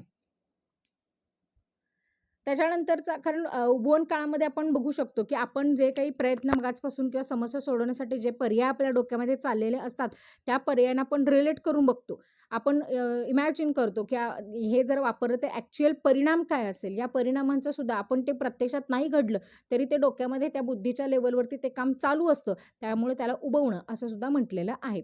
पुढे आहे एखाद्या नवीन गणित समस्येचे निराकरण करताना मुलाने जुन्या अनुभवांचा वापर करून नवीन युक्ती शोधली. बघा, एखाद्या नवीन गणिती समस्येचं निराकरण करताना जुन्या अनुभवांचा वापर करून नवीन युक्ती जर शोधून काढली तर हे कोणत्या नियमाचे उदाहरण आहे. तर या ठिकाणी हा प्रश्न 2014 साली आणि 25 साली विचारला गेलेला आहे. समानतेचा नियम आहे, सादृश्याचा नियम आहे, सातत्याचा नियम आहे का समीपतेचा नियम आहे. हे जे काही नियम आहेत ते नियम मर्मदृष्टीचेच आहेत. समानतेचा नियम आहे, सादृश्याचा आहे, सातत्याचा आहे का समीपतेचा आहे. तर हा नियम आहे समानतेचा नियम आहे. का, कारण या ठिकाणी त्या मुलांनी काय केलेलं असतं, ती गणिताची समस्या सोडवत असताना यापूर्वी जे गणित आपण शिकलेलो आहे त्याच्यामध्ये सिमिलॅरिटी शोधतं आणि त्या पद्धतीचा उपयोग करून हे नवीन गणित सोडवण्याचा ते प्रयत्न करतं. पुढचा प्रश्न आहे कोहलरच्या उपपत्तीनुसार अध्ययनाचे संक्रमण खालीलपैकी कोणत्या परिस्थितीमध्ये सर्वात जास्त होते. 2017 आणि 24 साली हा प्रश्न विचारला गेलेला आहे. जेव्हा मुलाने खूप सराव केलेला असतो तेव्हा, जेव्हा मुलाला मूळ तत्व किंवा मूळ तत्व किंवा मर्म समजलेले असते, जेव्हा शिक्षकाने शिक्षा दिलेली असते आणि जेव्हा मुलाने केवळ अनुकरण केलेले असते. याचं अचूक उत्तर आहे मर्म. या ठिकाणी हा शब्द आहे आणि शिवाय या ठिकाणी तुम्ही बघू शकता की पर्याय क्रमांक बीच का आहे, कारण कोहलरच्या उपपत्तीनुसार अध्ययनाचे संक्रमण खालीलपैकी कोणत्या परिस्थितीत होते. तर मूळ तत्व किंवा मर्म समजलेलं असते तेव्हाच या ठिकाणी काय होऊ शकतं, विद्यार्थ्याला त्या समस्येचं जे काय आहे आकलन होऊ शकतं. पुढचं आहे एखाद्या समस्येचे सर्व पैलू समोर असताना त्यातील संबंध अचानक लक्षात येणं त्याला कोहलरनी काय म्हटलेलं आहे. आपल्या समोर सगळे पैलू आहेत समस्येचे, की नाही, अचानक एकमेकांशी ते रिलेट करतात असं आपल्याला काहीतरी समजतं. अशा काय या कंडिशनला त्यांनी काय म्हटलेलं आहे. 2015 आणि 24 साली विचारलेला प्रश्न आहे हा. तर या ठिकाणी बघा अध्ययन संक्रमण म्हटलेलं आहे, सरावाचा नियम आहे, अभिसंधान आहे का अवबोधात्मक संघटन आहे. एखाद्या समस्येचे सर्व पैलू आपल्या समोर येतात आणि अचानक काय होतं की त्याच्यातील संबंधच लक्षात येतो आपल्याला. तर या ठिकाणी आहे अध्ययन संक्रमण, हे त्या ठिकाणी घेऊ शकता. कारण या ठिकाणी अध्ययन संक्रमण का, कारण या ठिकाणी यापूर्वी आपण काहीतरी वाचलेलं आहे आणि आत्तासुद्धा त्याच्याशी सिमिलरिटीशी पद्धत सिमिलर अशी परिस्थिती या ठिकाणी निर्माण झालेली आहे आणि त्याचा एकमेकांशी या पद्धतीने संबंध येतोय हे जेही कळतं तेव्हा अध्ययन संक्रमण या ठिकाणी होतं. पुढचं आहे ते म्हणजे मर्मदृष्टी अध्ययनामध्ये चुकांचे प्रमाण अचानक कमी होण्याचं मुख्य कारण काय? बघा, हा प्रश्न 2017 आणि 21 साली विचारला गेलेला आहे. वारंवार केलेला सराव, मी पहिला सांगितलेला आहे, सरावाचा याच्याशी काहीही संबंध नाही. चुकीच्या हालचालीचे विस्मरण, समस्येचे मूळ तत्व किंवा मर्म समजणे आणि बाह्य बक्षीस मिळवणे. मुळात मूळ जी काही परिस्थिती आहे ती समजणं, तिचं आकलन होणं आणि तिचं मर्म कळणं हे या ठिकाणी महत्त्वाचं कारण आहे की आपल्या चुका कमी होतात.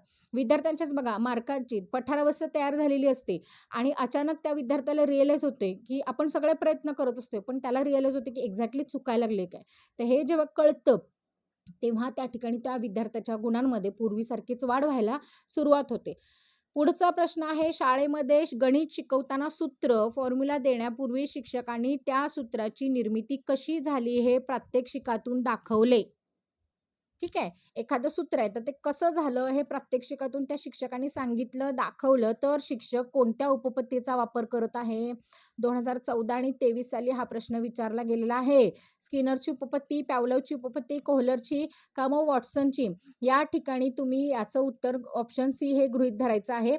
कारण का, या ठिकाणी तुम्ही बघू शकता, याचं कारण हे आहे की गणितचे जे शिक्षक आहेत ते फॉर्म्युला देण्यापूर्वी त्या सूत्राची निर्मिती कशी झाली, म्हणजे पूर्णत्वाकडे आपण त्या विद्यार्थ्याला काय केलेलं आहे, घेऊन गेलेलो आहोत आणि मग सूक्ष्माकडे त्या विद्यार्थ्याला नेत आहोत, म्हणून ही क्रिया सांगितलेली आहे. पुढे आहे, कोहलरच्या प्रयोगातील सुलतान चिंपांझीने केळी मिळवण्यासाठी जे प्रयत्न केले त्यामागील कोणती प्रेरणा? 2023 साली, 2020 साली विचारला गेलेला हा प्रश्न आहे. हा प्रश्न याही वर्षी विचारायची संभाव्य दाट शक्यता आहे. याचे पर्याय बघा, सामाजिक प्रतिष्ठा, जैविक गरज, कौतुक मिळवणं का मग शिक्षेची भीती? या ठिकाणी त्या व्यक्तीला जैविक गरज आहे, लक्षात ठेवा. कौतुकाशी त्याचा संबंध नाही, प्रतिष्ठेशी पण नाही आणि शिक्षेशी तर अजिबात नाही. तर गरज म्हटलं की नाही, कोहलर लक्षात आला पाहिजे. या ठिकाणी मी पुन्हा पुन्हा तेच शब्द वापरते, कारण आज आपण मर्मदृष्टीने कोहलर पक्का करूनच जायचं आहे, हे ध्यानात घ्या. पुढचा प्रश्न आहे तो म्हणजे, जेव्हा एखादा शिक्षक गणित शिकवताना मुलांना सूत्र पाठ करायला न सांगता त्या सूत्राचा उगम कसा झाला हे शोधायला लावतात, तेव्हा कोणत्या उपपत्तीचे अनुकरण होते? आता या प्रश्नांची म्हणजे पुढे जी काही 4-5 प्रश्न आहेत त्याची उत्तर तुम्ही मला कमेंट करून सांगायचे, तर मी काय सांगत बसणार नाही. बघा, आता इथं जेव्हा एखादा शिक्षक, आता हे प्रश्न रिलेट करणार आहेत हं. जेव्हा एखादा शिक्षक गणित शिकवतोय आणि ते सूत्र पाठ न करता त्याचा उगम कसा झाला हे सांगतात, म्हणजे ते नेमकं कुठल्या थेअरीचा वापर करतात? पॅवलोव, थॉर्नडाईक, कोहलर का मग स्किनर? यापैकी कुठलं उत्तर योग्य आहे ते बघा आणि मग मला सांगा. त्याच्यानंतरचा पुढचा प्रश्न आहे, मर्मदृष्टी अध्ययनात खालीलपैकी कोणत्या क्रियेला सर्वाधिक महत्त्व दिलेले आहे? आता हे जे काही पुढचे मी आता म्हटलं ना, 47, 48, 49, 50 हे जे 4 प्रश्न आहेत ते कुठल्या पेपरला कुठल्या साली विचारलेले गेलेले नाही आहेत. पण माझ्याकडून संभाव्यतः अशा पद्धतीचे प्रश्न येऊ शकतात असं वाटून मी तुम्हाला सरावासाठी हे प्रश्न दिलेले आहेत. त्याच्यामुळे याचे जे काही उत्तर आहेत ते कमेंट करून तुम्ही मला सांगायचे आहे. मर्मदृष्टी अध्ययनामध्ये खालीलपैकी कोणत्या क्रियेला सर्वाधिक महत्त्व दिलेले आहे? स्नायूंचा सराव, परिस्थितीचे मानसिक संघटन, चुकीचे मिळणारे यश का मग बाह्य उत्तेजकांचा सराव? यापैकी काय उत्तर बरोबर आहे ते तुम्ही या ठिकाणी सांगायचं आहे. त्याच्यानंतरचा पुढचा प्रश्न आहे तो म्हणजे, कोहलरने मांडलेल्या पूर्णाकृती